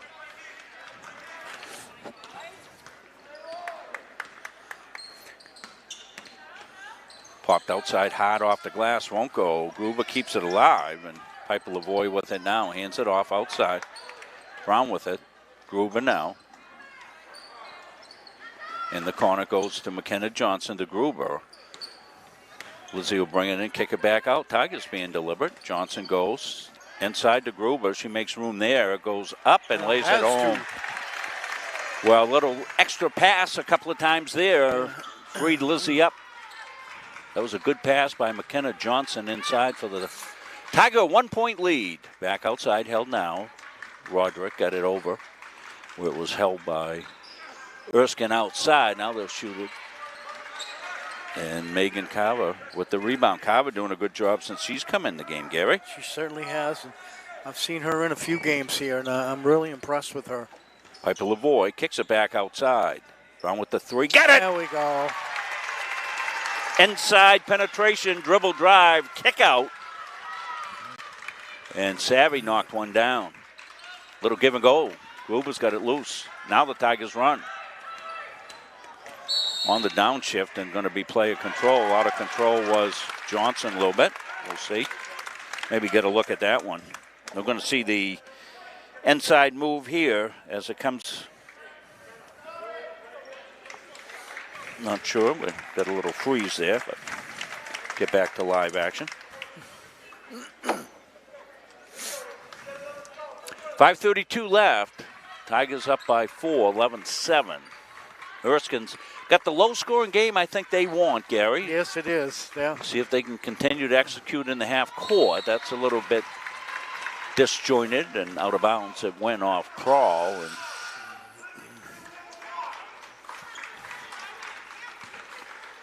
And Takatsu, Johnson, Gallagher, Gruber, and Brown. So I get the starters in the game here for the Tigers. Gallagher going to pop. Glass home! Megan Gallagher. 13-7. Roderick goes into the corner. 3-point there. Rings it home. Nice shot from the corner there by Barber. So Barber just in to take the first shot of the game for her, and she rings in a 3-ball to answer the Tigers. Gruber going to hold. Into Takatsu. Takatsu's in the paint. Kick back outside to Gallagher. She's looking to heat up from the outside. Good rebound there. And Prawl. Here she comes. Sarah Prawl's got a lane. Can't go. Gruber's rebound. There's Brown ahead of the pack on the release. Lays it up. Lips it home. Well, that's like the Tigers like to do. Particularly savvy. She'll read that. And she'll take off when she's got great anticipation on when to take off when she sees where Lizzie is on the rebound, and they work that so slick. That's not something that everybody can learn. Little weave out front here, Barber. She's got a basket. Prawl's got one from right there. She's going to get it over to Hutchins. I'm sorry, that's not Hutchins. That's Roderick. Back outside. Pop there. Hutchins for the rebound, but Gruber will rip it away from her. Come the Tigers. They get a 5-point lead in a low-scoring game. Gallagher says, why not? Because why not? We'll stay right with it right here. Let's take a look. She got 7 points. Looks like our replay's acting up a little bit, is it, Chris? You know, why don't you try one more here and see if we can't get it. And we're getting a little bit of... We'll try it right here and see what happens here. Here's Gallagher with this. She's way back there. What a beautiful arc on that ball. Swish. Puts it up and home. Typical Megan Gallagher shot right there.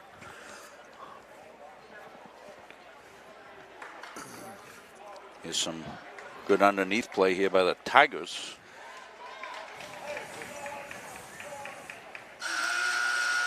I think this might be the Barber 3. No, the pop outside. Yeah, the rebound, and this is going to be the release by Brown. We'll get back to live action. Kicked outside, pop there. No, won't go loose, comes wide into the hands of Roderick. Tipped away by Taylor Takatsu out of bounds. What did you say, Dick? Yeah, Sarah Prawl out. Sarah's played the whole game. Till this point, 3:22 left before halftime. Dick will have the halftime stats. Stay with us. Brought to you by the Gardiner All Sports Boosters Club in the corner. Tigers look to trap there, and they do. That's good defense. Kylie Nichols. Yeah, Kylie Nichols did a good job there trapping her. Well, Gallagher back in quickly. Megan's been heating up from the outside. She's also a premier defender. She's playing denial defense. And Mackenzie Roderick stolen away. Nichols look for some help. Got Gruber late. Gruber goes into the paint, kicks it in the corner. Gruber outside. Nichols, she's going to launch it right from there. Puts it up, won't go. Rebounds fought for. Great job underneath by Takatsu and then thrown away by the Tigers. Good hustle by Taylor Takatsu. Yeah, great hustle for Taylor. Keeping that ball alive.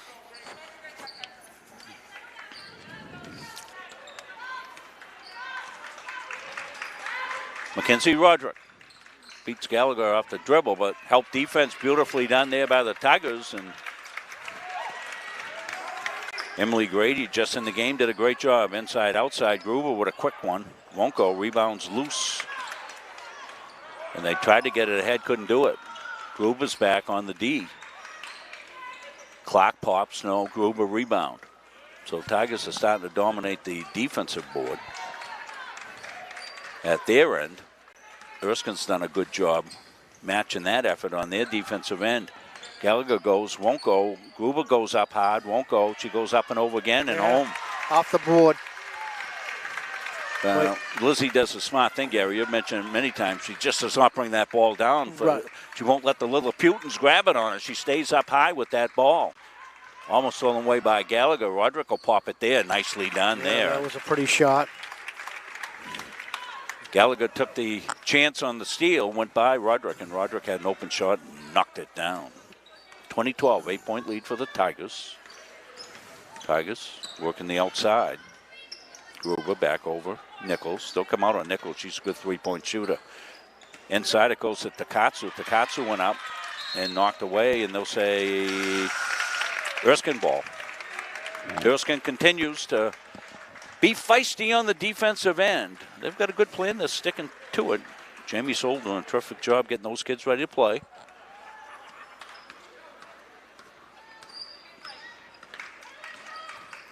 Madison Lully. Now to come back out to Hutchins. Hutchins wants to go right side. Hutchins will bring it back.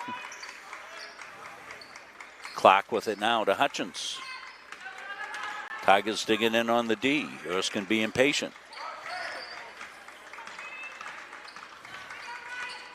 Hutchins goes, got it stolen away. Now she got it back.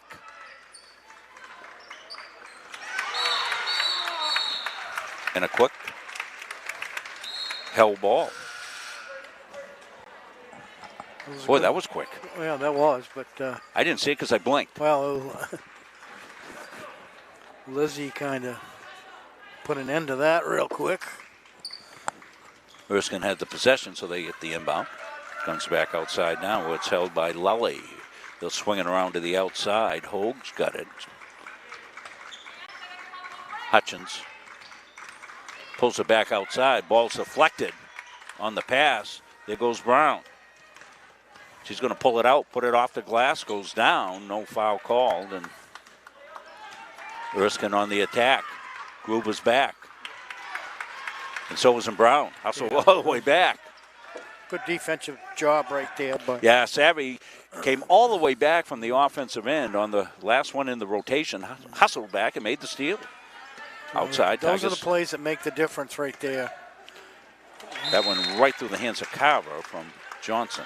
10 seconds left. The Tigers will need to stop, and the Eagles will try for a basket here. You see the clock. Popped outside, counted. If it goes, and it does, a three. So just the way the Eagles wanted to operate there, it was Madison Lully with the three-point basket at the end of the first half. So we've got a 5-point game. Low score until here. The Gardiner Tigers lead it 20-15. We'll take a break. We will come back. Halftime stats with Dick Layton when we return after this. At our firm, we have the client and only the client in mind. Our mission is to get to know and understand your needs, wants, and long-term goals. We want to help you develop, implement, and monitor a strategy that's designed to address your individual situation. We understand the challenges families face today. From managing debt to saving for college to retirement, these personal finance challenges can be overwhelming. Our commitment is to utilize all of our resources to help you pursue your goals. We believe in thinking out of the box, and we are not afraid to challenge conventional wisdom in our approach to financial services and preserving wealth. All of our energy, commitment, and efforts are focused on you, the client, and your satisfaction.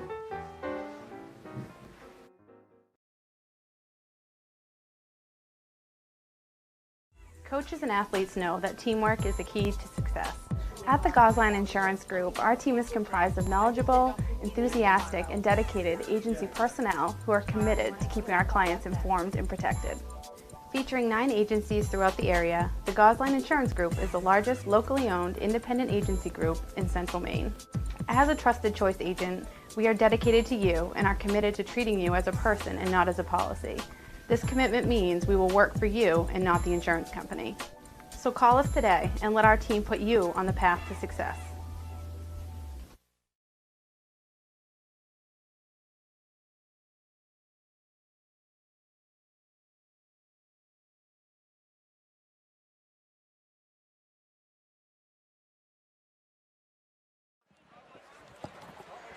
We're back here at halftime. Let's go to Dick Layton for first half stats, courtesy of the Gardiner All Sports Boosters Club. They do a lot of great things for all the great athletes here at Gardiner High School, and we thank them for their participation as a sponsor of Munzing Media. Dick? Okay, Rob, never known for my dexterity, I guess. Let me get this on straight. Yep, Dick's getting his microphone set up. Okay, here we go. Good game out there, Rob. 5-6 Erskine. Gardiner's 9-1, but Erskine jumped off to a 5-0 lead. Gardiner looked a little flat for the first few minutes. They started off with 5 turnovers right off the game. Now it's 7. Both teams were at 7. Sure how we'll get to it. We'll go to Erskine first. There was a beautiful 3 at the end by Gully. Sarah Prawl also has a 3. Barbara has a 3. Mackenzie Roderick, 2 baskets for 4, and Emma Stroud, a basket for 2. She's got some rebounds out there, Emma Stroud. Stroud. Okay, I'm sorry. I was giving her Stroud. 2 fouls on Grace Hutchings, 1 on Lully. No many fouls out there at all. Mackenzie Roderick with a foul, Sarah Prawl with a foul for the Erskine team. Not many fouls in the Not JV many fouls game at either. all. Not many fouls here tonight. And Gardiner's only got 4 players that have a foul apiece, so nobody's in foul trouble at all. Piper always got a foul. Kinsey Johnson, Gallagher with a foul. Gallagher has 7 points for Gardiner, 3 and 2 twos, 6 for Lizzie Groover, a bunch of rebounds for her. Megan Carver with the 3, Savannah Bound with the 3, Taylor Takatsu with 2, but some rebounds out there. 20-15 lead at halftime for Gardiner. Thank you, Dick. Let's go downstairs for a special presentation.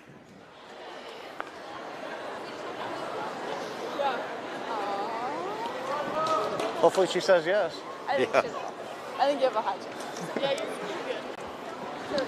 We got a little special thing going on here at halftime. You just heard the reference to it. Should have put Lizzie down here. She's taller. She can hide me. Our softball coach and former athlete, Ryan, down there. Here's what it is. He's going to pop a question here. We've never had this happen to us here on Munzing Media. But we will tonight have a proposal. This is going to be awesome. And we've got a mic on Ryan.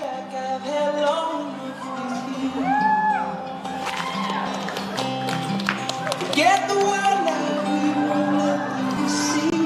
Will you marry me? There's one thing left to do.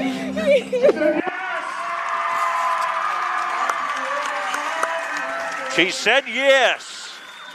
And look at all the paper. Congratulations, Ryan and Brittany. I better give an invitation to the wedding. Give me good. So Brittany is our JV coach and Ryan's our softball coach. If I ever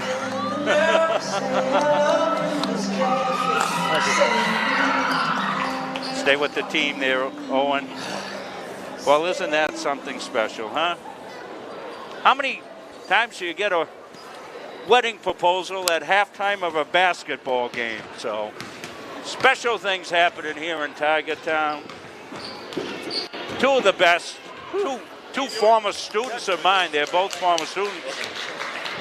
Ryan played for me. Brittany's a former student of mine. Just great people, Gary. Yeah, they so are. wonderful to see.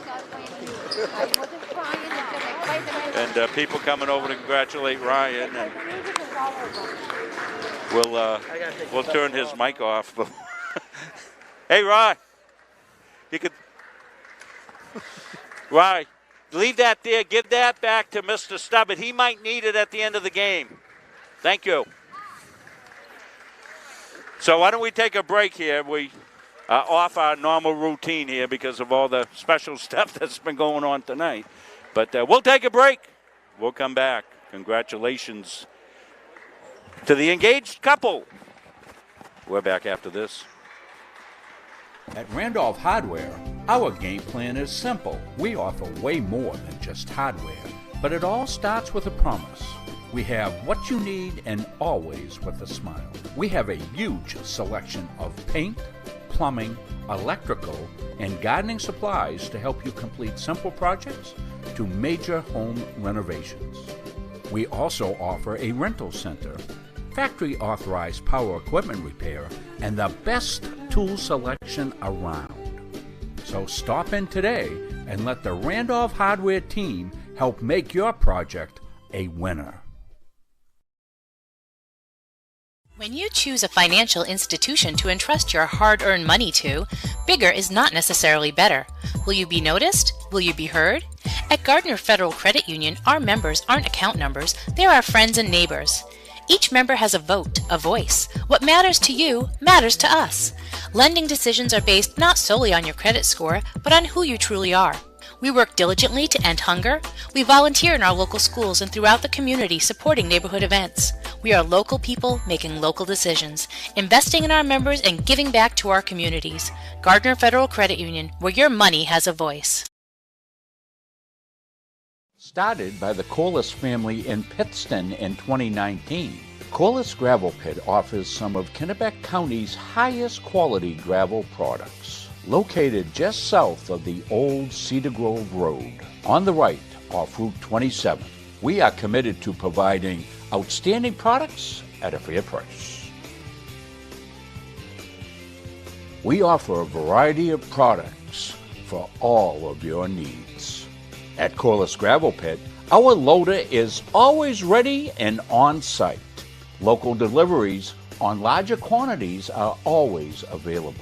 And we offer discounts on large quantities as needed. We also offer plowing and sanding services during those tough Maine winters. Corliss Gravel Pit is family owned and operated since 2019, producing Kennebec County's highest quality gravel at a fair price. If you want to boost your energy, metabolism, and nutrition, try one of Northeast Nutrition's 85 energizing teas. Fruity, made with natural aloe, stevia, and herbal and green teas. Or have a low-carb 200 to 300 calorie shake for breakfast or lunch. Choose from over 50 flavors like Fluffernutter or Pumpkin Turtle Cheesecake. Northeast Nutrition also has customized protein iced coffees, caffeine-free options for the kiddos, and specialty drinks for athletes. Northeast Nutrition, 599 Main Avenue, Farmingdale. Follow on Facebook at Northeast Nutrition and Energy. Coaches know you can't win a game without proper planning and execution. Let Gosline Retirement Planning coach you into a confident retirement. Here at Gosline Retirement, we provide that proper planning and help you utilize a step-by-step approach on all facets of your retirement planning. We provide guidance on income planning, wealth management, understanding taxation, Medicare and long-term care, and legacy and estate planning. We pride ourselves on working hard for those who have worked hard their entire lives. So, schedule your appointment today and let the team at Gosline Retirement Planning put together a retirement game plan for you. The Hutchinson Family Sports Foundation is proud to support Munson Media's production of live streaming high school sports. We recognize the hard work and dedication of Maine's high school student athletes, and we applaud Munson Media's pioneering live streaming efforts. The Hutchinson Family Sports Foundation.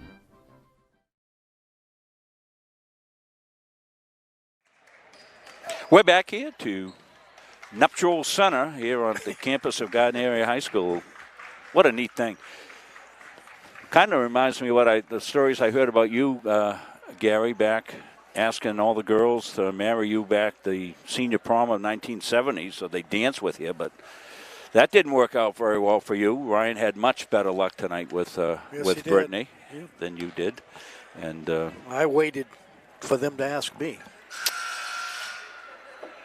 So that was a really neat thing. Well, we've had all kinds of things. We got the student body saying happy birthday to the old guy, and had the proposal at Center Court.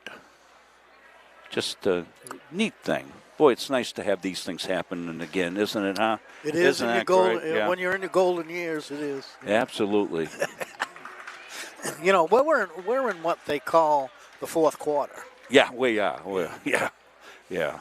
I'm not sure we're getting overtime either, Gary. No. Yeah, I think, that the term sudden death, you never know.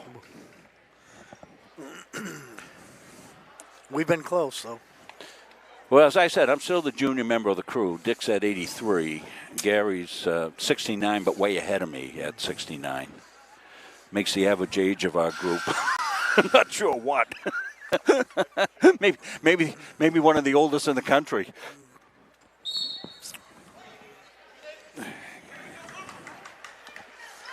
So Tigers will have the ball here. They lead by 5.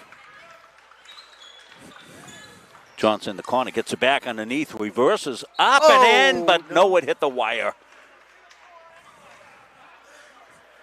I'd like to have a nickel for every ball that's hit that wire in my lifetime, too. Yeah, McKenna put it up. They had a good play off it, and Lizzie with a good pass. Hutchins with it outside here. Prawl, and off her, unforced turnover.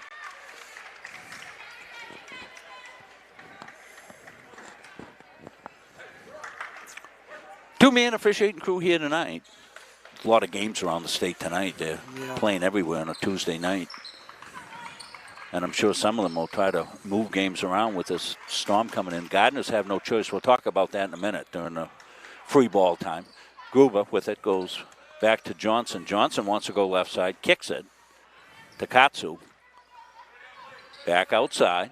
Brown with the runner home. Pretty. Savvy with the runner. Going to the left, shooting with the right. Made it look easy. Prawl. Erskine's made this a taffy pull, so I think that's what they want. Can they keep it that way, Gary? Right. Can they hit enough shots here to...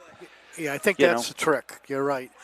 Their main idea come out here is to keep it within reach, and that's what they're doing. I mean, they come up with some good defensive plays, but then very deliberate with the ball. And this is what could happen here is there could be a bunch of turnovers and spread this open, but you're right. Well, on one end, the Eagles have done exactly what they want. They've held the Tigers to 22 points. Unfortunately, they've only got 15 themselves. So, the Tigers have played good defense as well. Lizzie Gruber is not going to be shut down to what you have, Dick, 6 points this half, I'll tell you right now. Back outside. They move Gruber outside. Now she goes. It's a little harder to defend her there. Gallagher's got an open look. Goes up. Gruber fights for the rebound. But it came to Roderick. Here comes Mackenzie Roderick, the senior guard. Good-looking player. Gets it inside. Gruber goes up hard and makes a good defensive play. She went right straight up, made the offensive player up and over her, and threw the shot off. So Tigers looking to find a groove offensively. Can they? They'll get it back outside. Johnson goes, kicks it to Gallagher. Gallagher outside, rings it home. Well, credit the pass by Johnson. McKenna with the penetration. Kick back out to Gallagher. We'll stay right here. Get a look at it. We're hesitating here, Chris. I don't know if you're seeing it on your picture as well, but we're getting a little, not a great picture. There's the penetration, Gary, and the kick out. That's her spot right there, and there, swish, rolls around the rim. But, yeah, she's carried the team here this first half. Yeah, something's throwing a picture off here, and it's a little hesitating. We're a little bit higher on our CPU use, and that happened to us the other day as well. Maybe shut replay off, Chris, and see if that will do it. I'm also doing some producing here. I'm sorry to be talking about technical stuff. So we'll turn replay off there and see. We'd much rather give you a smooth picture. So 25-15. I think that's a good timeout by Jamie Sobel over there on the Erskine bench there to make sure this thing stays just about here so they get a chance to crawl back in it. Yeah, no scoring yet. Tigers had a drought in the first half, in the first quarter, I think, before they scored. They went about 4 minutes or so. It was 5-0 for a long time. So Erskine outside. They'll try to go to work here with it. Roderick on the floor. Takatsu got on the floor too. Paul got to look outside. Good shot for them, Gruber, Skies. And all they're getting is one shot. Yeah, Libby playing the role of Sky King. Back outside now, Tigers to Gruber. Handed back off. Gallagher's been the offensive catalyst there. It's going to be a tough one to handle here. It didn't get tipped, so out of bounds. Backcourt violation, I'm sorry.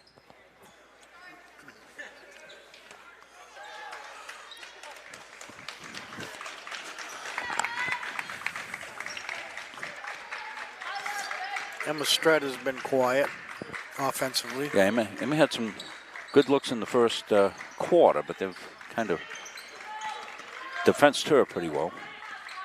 Of course, both teams have defensed the other pretty well. We got a pretty low-scoring game, 25-15 right at this point. So, and part of that is by design for the Eagles, as no shot clock, of course, in high school ball, so they've taken time down, and they want to make the Tigers move their feet and play defense. That time, Taylor Takatsu got tied up and committed the foul. That's only the first foul of the second half, and only Taylor's first foul.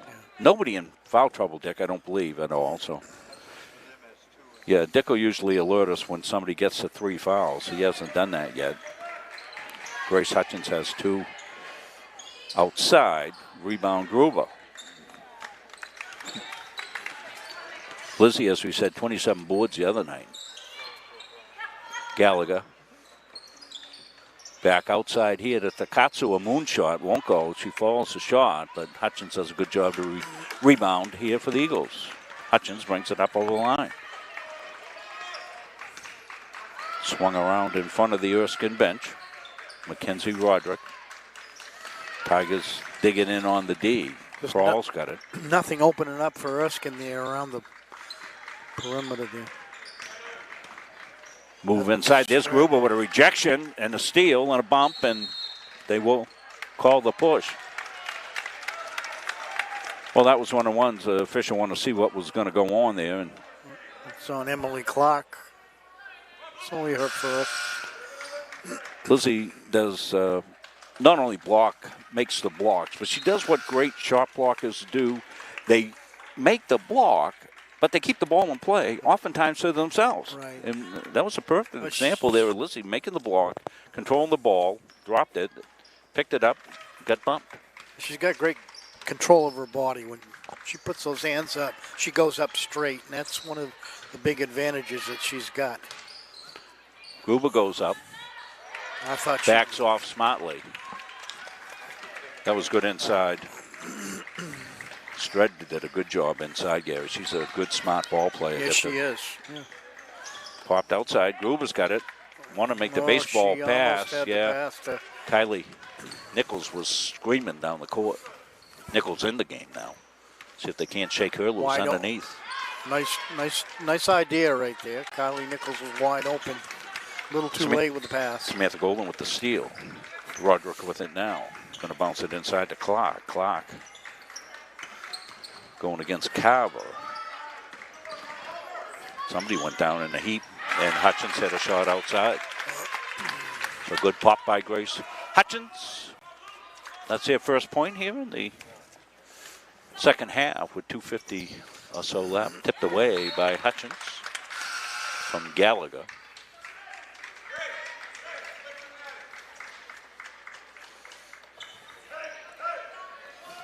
Madison Lully in the game. She hit the 3 at the end. Gallagher's got a look. She's going to pop that. Goes up, won't go. And Lizzie teardrops at home. Sets on the rim and then drops. Yeah, you're right, Gary. When the Tigers shoot quickly from the outside, they can't put multiple people on Lizzie, and she's one-on-one to rebound. And she's a force there. 27-17, Tigers by 10. Gallagher. Got Nichols outside. Piper Lavoie now. Nichols with the ball outside. Gruber now. Gruber comes and sets the pick. Gallagher says, I'll take it. She does. Lavoie's got it. Puts it up, rolls it up. Gruber's here for the rebound, puts it up, won't drop home, but she's going to shoot 2.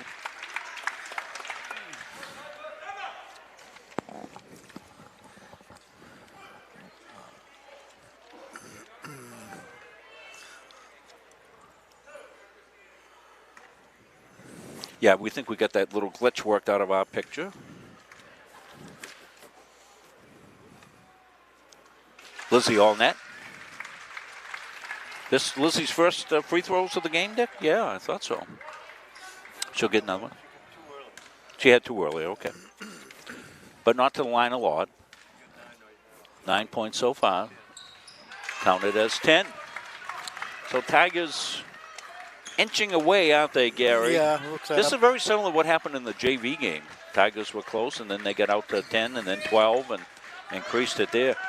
Good JV game for the Tigers today. That group is really coming on. Come the Tigers. Johnson in the corner. Lavoie got it back to Carver. They'll swing it. Nichols trying to shake loose. Lavoie goes. Kicks it. Tigers being patient. Carver. Lavoie looped inside. Back outside. That was tipped from behind. Good looking play by Mackenzie Roderick. She's a good player. Made the defensive play from behind. Kicked along the baseline. They'll get it back outside now. Golden got it in the corner. Hutchins hits it home. Nice soft shot there. Right side now. Lavoie. Little handoff. Give and go. Inside. Gruber. Kicks it back outside to Nichols. Into Carver. She's freed up alone. Goes up. And Good gets idea. fouled. Yeah. Yeah, because you know that she's going to be one-on-one, isn't she? Yeah. I mean, because they'll try to double Lizzie, and that gives the other Right. post player a chance, and that was Carver, and she knew exactly what to do. She was one-on-one underneath.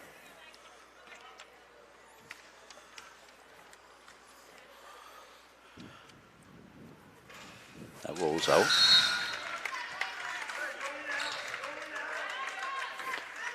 A couple of students still across the way with the birthday caps. They've still got those on. They get an extra credit, Gary. Yeah, they might Go and have them change your on. bid. They'll probably have them on Monday.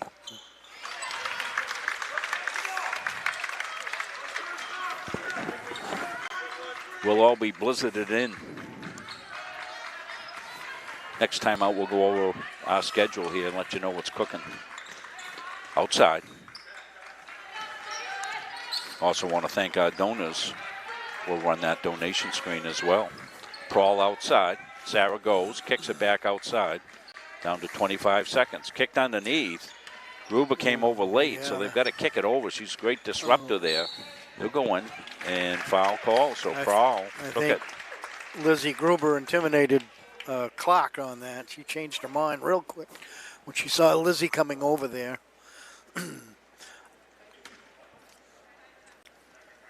Yeah, it was kind of like that little, trying to think of the long time show there where the grandfather walks in, sees what's going on, walks right back out. What am I thinking of? Somebody help me out here. Simpsons. The Simpsons. Simpsons. That little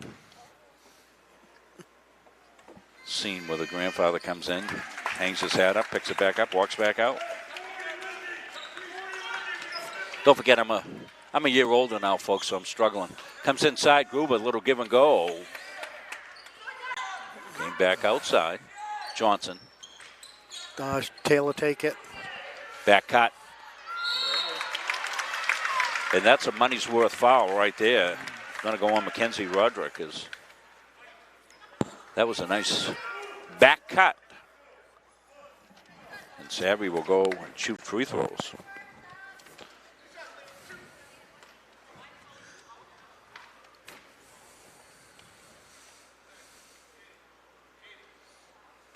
Savvy's got the first. Not the highest scoring game, more of a methodical approach by the Tigers, Gary. Yeah, their first game wasn't really high scoring. I can't. 32-20. And that will do it for three quarters. You see it. I just gave you the score, 32-20. We'll take a quick break. We'll come back. We'll have fourth quarter action. We come back after this. And the winning number is 725. The New England Aviation Academy is Maine's only official service training center and service training partner. NEAA is strategically located at the Brunswick Executive Airport in beautiful Brunswick, Maine, which is on the Atlantic coast and only an hour to the mountains in the western part of the state. The aircraft used by NEAA to train our students and rent to current pilots are all technically advanced airplanes, have the Cirrus airframe parachute system, and are the newest model generation.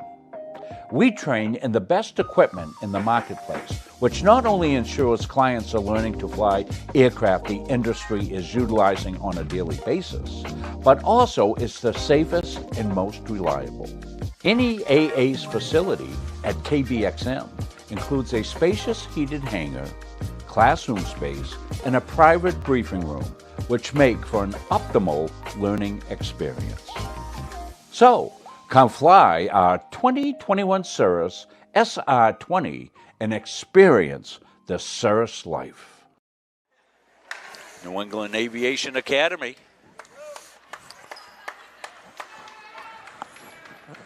If you're interested, maybe you're retired like Gary and me, you want to learn about flying, or you're a student that would like to take to the skies, check out the New England Aviation Academy.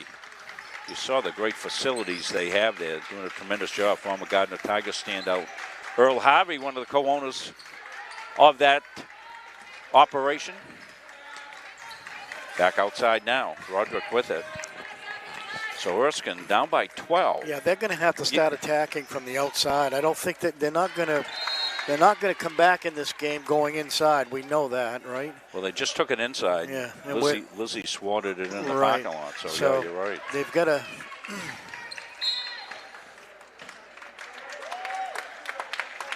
Quick foul on Gruber there. Only her second, I believe, on the floor.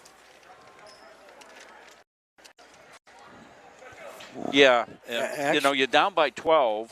You say, okay, well, that's not bad. But then you look, you've only scored 20. Right. Right, so. Yeah.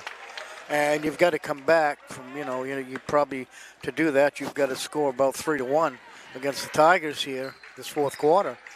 And you're really not going to do it inside against. Yeah, and Tigers are a tough team to press, aren't they, Gary? They got a bevy of ball handlers. Right. Roderick looking to go up. She does.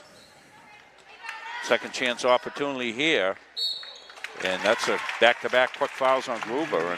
And Lizzie's thinking, I went up straight, and she came into me a little bit.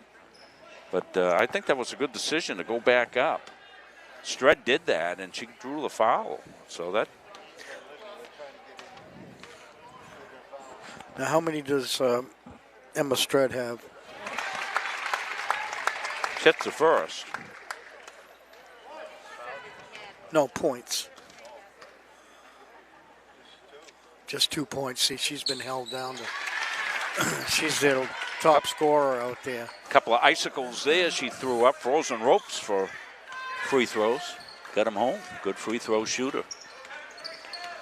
Gallagher cut inside. Came to Gruber somehow. She kept it alive, and Gruber gets it outside. Comes Lizzie. Johnson goes, puts it up off the glass, high off the glass, and Gruber's in position to put home the rebound. And that's a good winning strategy for the Tigers. And McKenna almost got the shot off anyway, but she knew Lizzie be there for the rebound. Almost becomes a pass off the boards to Gruber. Held outside. Stred got it back outside now to Prawl. Sarah Prawl. And a little skippity-doo-dah. The Eagles can't afford turnovers here in the fourth quarter. Down 12 points.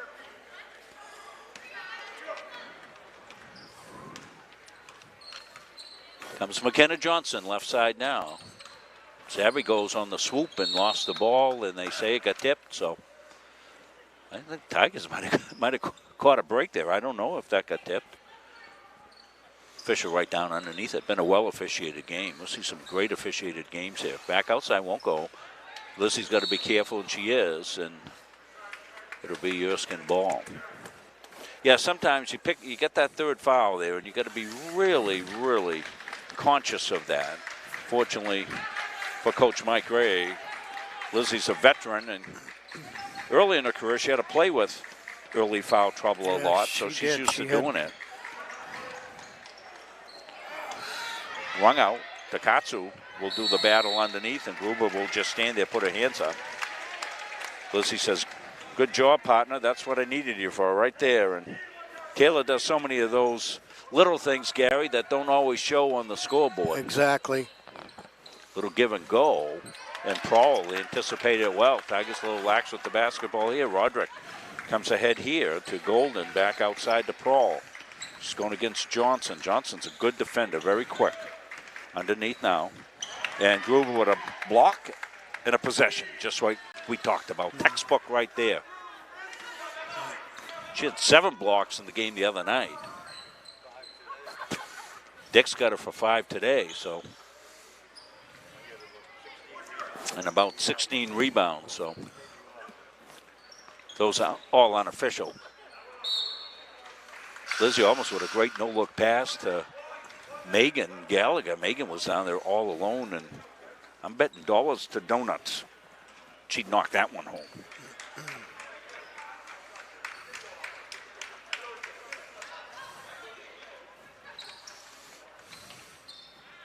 Comes into Gruber and right back and put up and home. Oh, that's a nice beautiful play. looking play underneath by Savvy. The give and go. Savvy went right to the hoop when her defender doubled up on Lizzie Gruber. What a good, smart basketball play there. She's going to get called for that one, I think. Well, Tigers are creeping up in the old foul department there. That's 5 now, 4 on Erskine. This is probably the most fouls we've seen here in this game in this quarter. So Nichols in. Piper Lavoie comes in. Piper majors in harassment.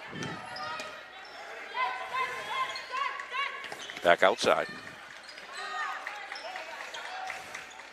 Tipped away almost by Johnson.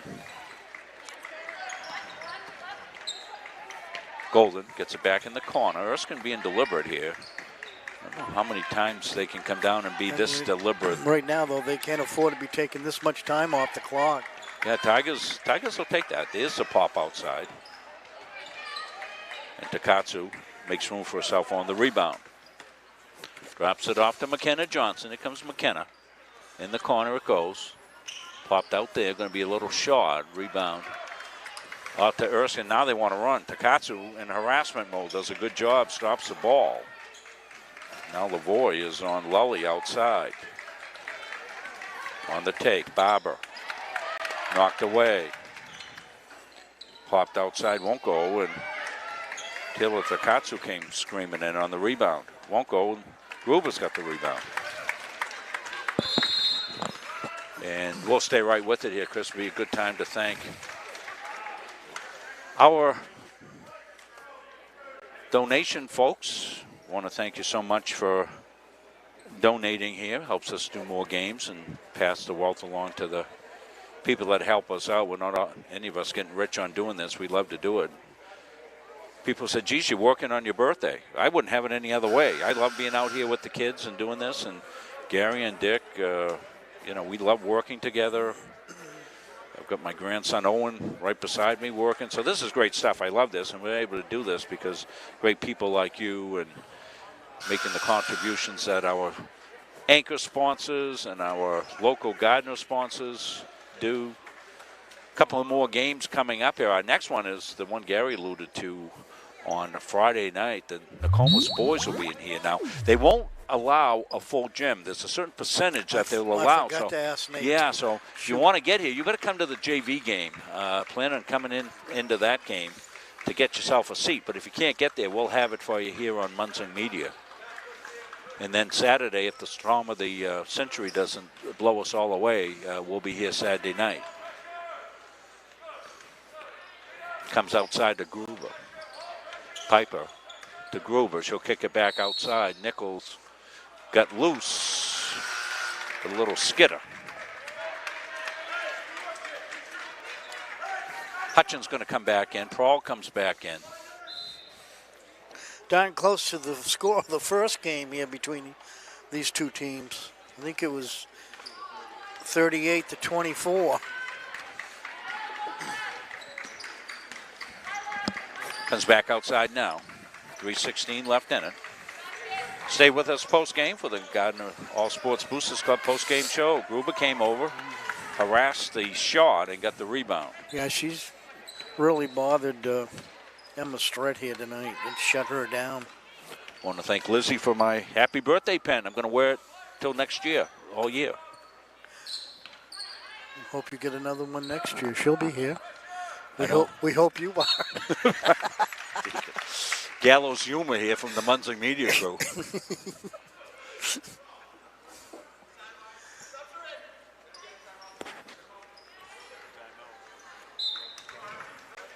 And looks like Erskine's going to take the timeout, take the full timeout. So we'll stay right with it here and congratulate the couple, Ryan and Brittany, announced their engagement right here at center court at halftime. We'll put a highlight up there. I'll make a highlight out of that, out of the game tape, and put that up on social media. I told it was funny because Ryan let me know it was going to happen. It was going to happen on Saturday for that game. So we're all set to do it and make sure we covered it. And I said, hey, Ryan, how about we put a mic on you?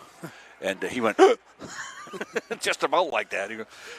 And so I talked him into it. You know, I gave him the old, we're going to make a memory for you, and you'll have that, and you'll have that for the rest of your life. So we were able to do that. So that was pretty neat. And then the folks sang me happy birthday. That's a wonderful thing to do. Really thankful for them to do that. And we aren't done special stuff yet, folks. That's all I can say at this point. Stay with us post-game.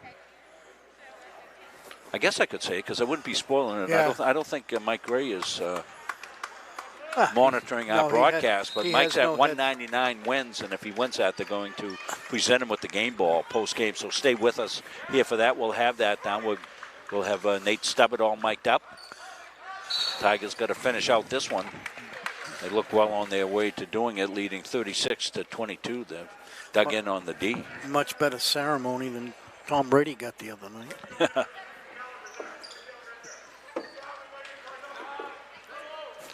But Tom will have better vacations than you and me, Gary. Comes to Lizzie. Underneath. Back outside. Tigers moving the ball smartly.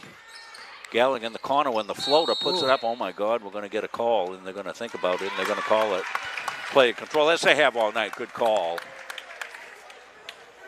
They sometimes, you know, if you're the official who's got that call, you'll look at your partner to see if he's got anything else just to see. And a lot of times you just got a nod of the head by the partner to confirm what it is you're thinking. And they do that up very smartly. As we said, we get two really fine officials here tonight. Mr. Pottle goes back. He's got so I see Mr. Pottle everywhere. Now we go down to Central Maine Community College. He's down there. Of course, we're right on top of the floor down there. They come over and fist pump us. It's awesome. They do a great job. And like I said, Dave Turlock, for keeping these officials all squared away and getting them into the right places at the right times and the makeup games. And, you know, it's not just weather concerns Dave's got to worry about now, but, of course, the COVID issues. So they've done a great job. And kudos to all the men and women who are officiating basketball, hockey, all the fall sports, spring sports. That's what they need outside. That was McKenna Roderick with a pop outside for 3. So we got ourselves an 11-point game. Tigers in possession of the basketball. Both teams had 6 fouls, Gary, so Tigers can take some time. That was unselfish. Oh, beautiful play there. Yeah. What a beautifully half-court play that was by the Gardiner Tigers. Tic-tac-toe, or bingo, bango, bongo, as we call it. Taylor could have had those herself, but she was so unselfish she passed off to Lizzie.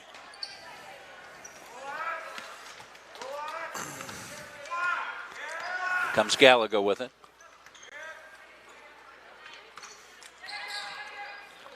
And going to get the foul called.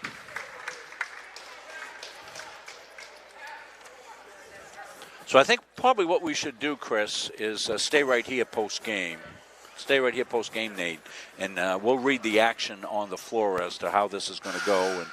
And Gary can keep his mic right up for that. And then when that gets done, we'll take a break, and then we'll come back for Dick's final stats. So that's how we'll do it. 4 on who? It isn't going to matter at this point, is it? No. Hutchins. Grace Hutchins. She's had a good, solid game tonight. Yes, she has. Good player. Rolls out, and Grace got the rebound.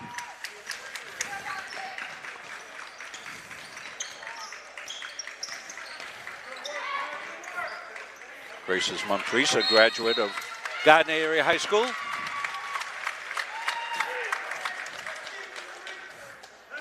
I think, I'm going to guess on this, Teresa's listening, she can let me know. I think that she was class of 86. Back outside now.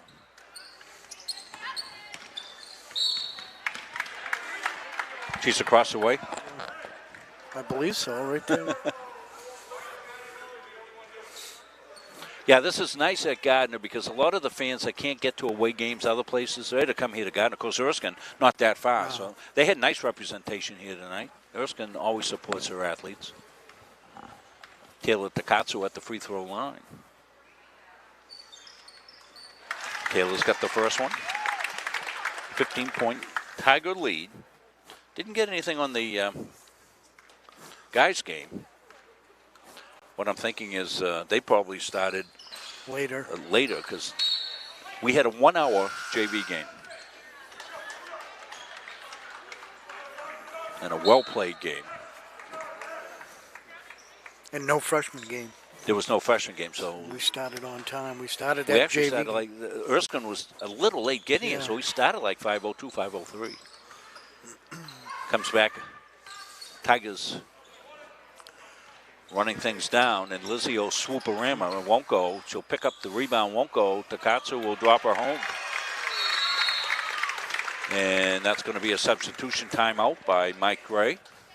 Coach Mike Gray about to win his 200th game at the helm of the Gardiner Tigers. Seems like just yesterday, Gary, that Mike took over. But he's been at it 18 years. Yeah. My gosh. Came in as a young buckaroo. Came out of he was down at St. Dom's.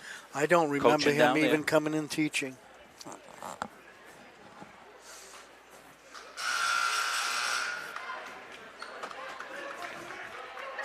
Mike is the department head. I think he's he was when we left, department head of the math department at Gardiner High School. Yeah.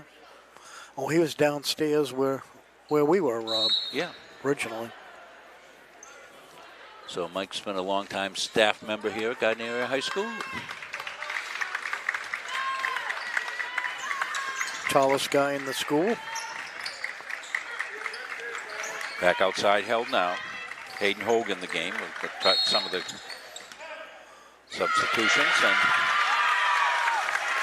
offensive foul. Won't shoot this. It was non-shooting foul here. Emily Grady in the game for the Tigers. Emily Brown, we saw Emily in the JV game. Taylor Hawkins. Emma Bourget.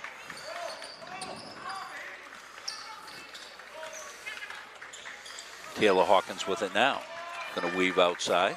Steps through, but changed pivot feet, so travel. Nice step through by Taylor. So as we said, stay with us for the post-game ceremony.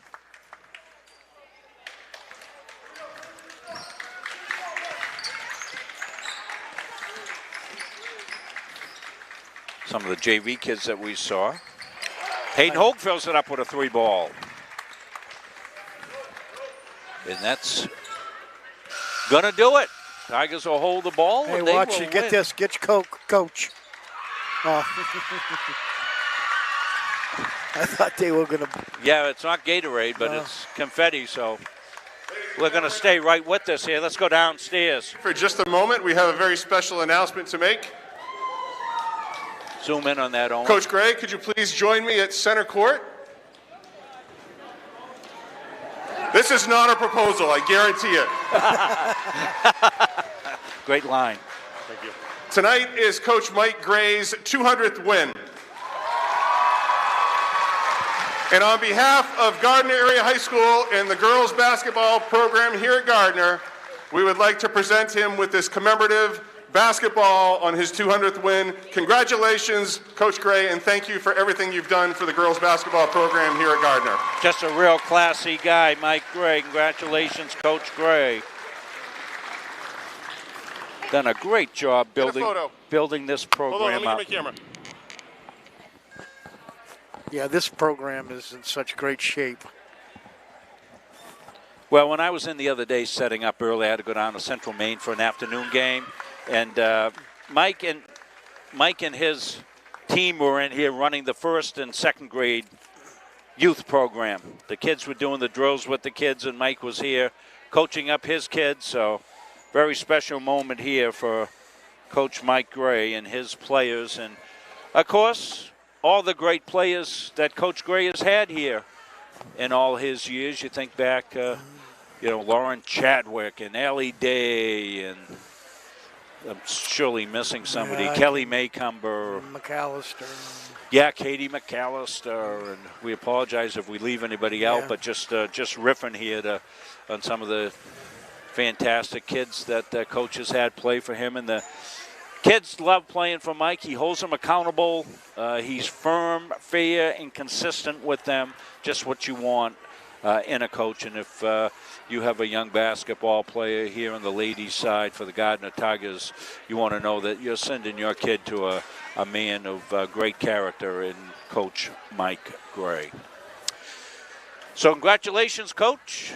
Congratulations, Ryan and Brittany, on your future nuptials, and congratulations to us for making it another day.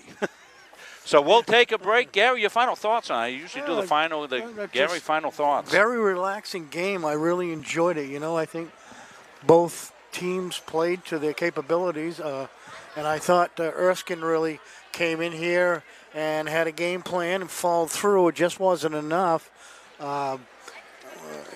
Even though Lizzie Gruber didn't score 24 points, she did it defensively and shut down people like Emily Stred and the Clark girl, two of their bigger scorers. They really didn't do much. So the defense really made a difference tonight for the Tigers. They played defense. They only gave up, 28 points.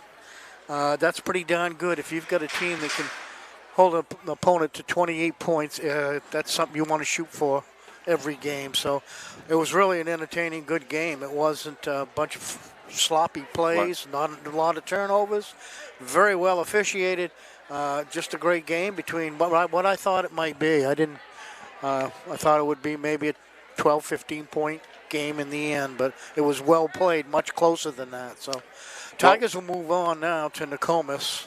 So we're going to do what we did in the boys' game the other day with Coach Mike Gray and having his 200th win. What we're going to do is we're going to give a coach's award for both our awards tonight for the Capsa Pizza Player of the Game as well as the Northeast Nutrition and Energy Player of the Game.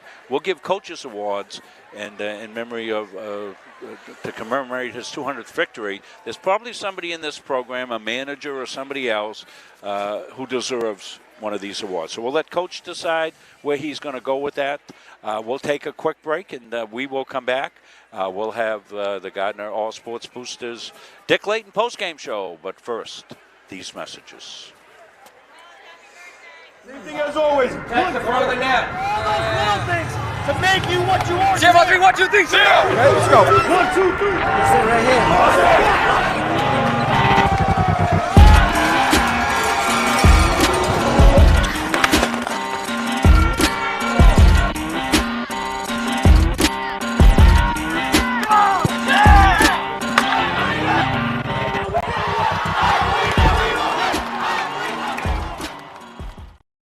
Feel like cooking dinner? Call Capsa's Pizza in Farmingdale. You can make the whole family happy with our award-winning pizza, sandwiches made on fresh baked bread, delicious nachos, or salads made to order. And don't forget the whoopie pies. We pride ourselves on fast, friendly service and an overall experience that's better than you might expect from a pizza place. So order Capsa's tonight. Pick it up, have it delivered, or enjoy our dining room. Give us a call at 582-0522 or enjoy the convenience of online ordering at capsuspizza.com.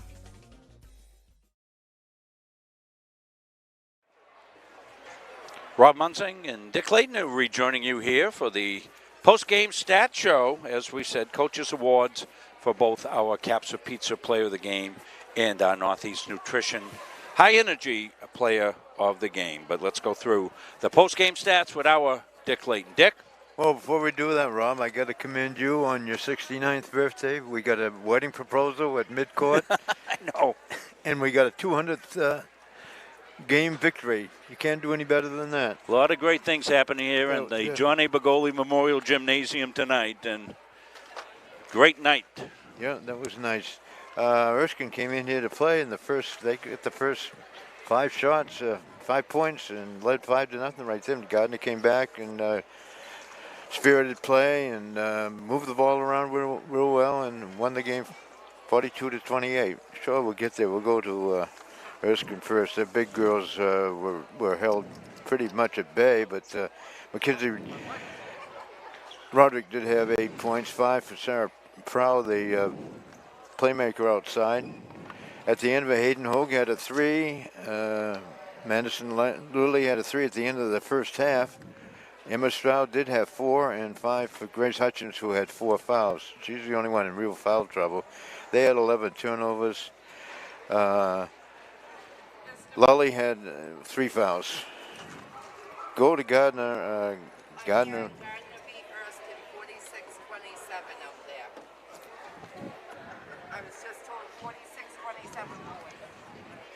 Just heard a report that the Gardiner boys beat Erskine out there, so it's a double play for Gardiner. So as I mentioned, we'll go to Gardiner. Taylor Chikatsu with 5, bunch of rebounds out there. Savannah Brown with 12. Kinsey Johnson had a foul shot. Megan Gallagher with her fine shooting with 10. Megan Carver with 4. Lizzie Gruber stayed a little bit different for her. Stayed out on the high post for a lot of the play. Made some good passes out there. Had about 18 rebounds that I got. 5 block shots. She ended up with 20 points. So for 42-28 Gardiner at a prestigious game out there. They go to 10-1 now, and Erskine 5-7. Move over there. We'll get you on the camera. Yeah, Chris will get you. Oh, that's great. Yes, yeah. Yeah, I'm going to get another big... Oh, that's awesome. In French. In French? Monsieur. How do you say Munzing in French? Munzing. Thanks, Andrea. Andrea Creamer, give me a big card.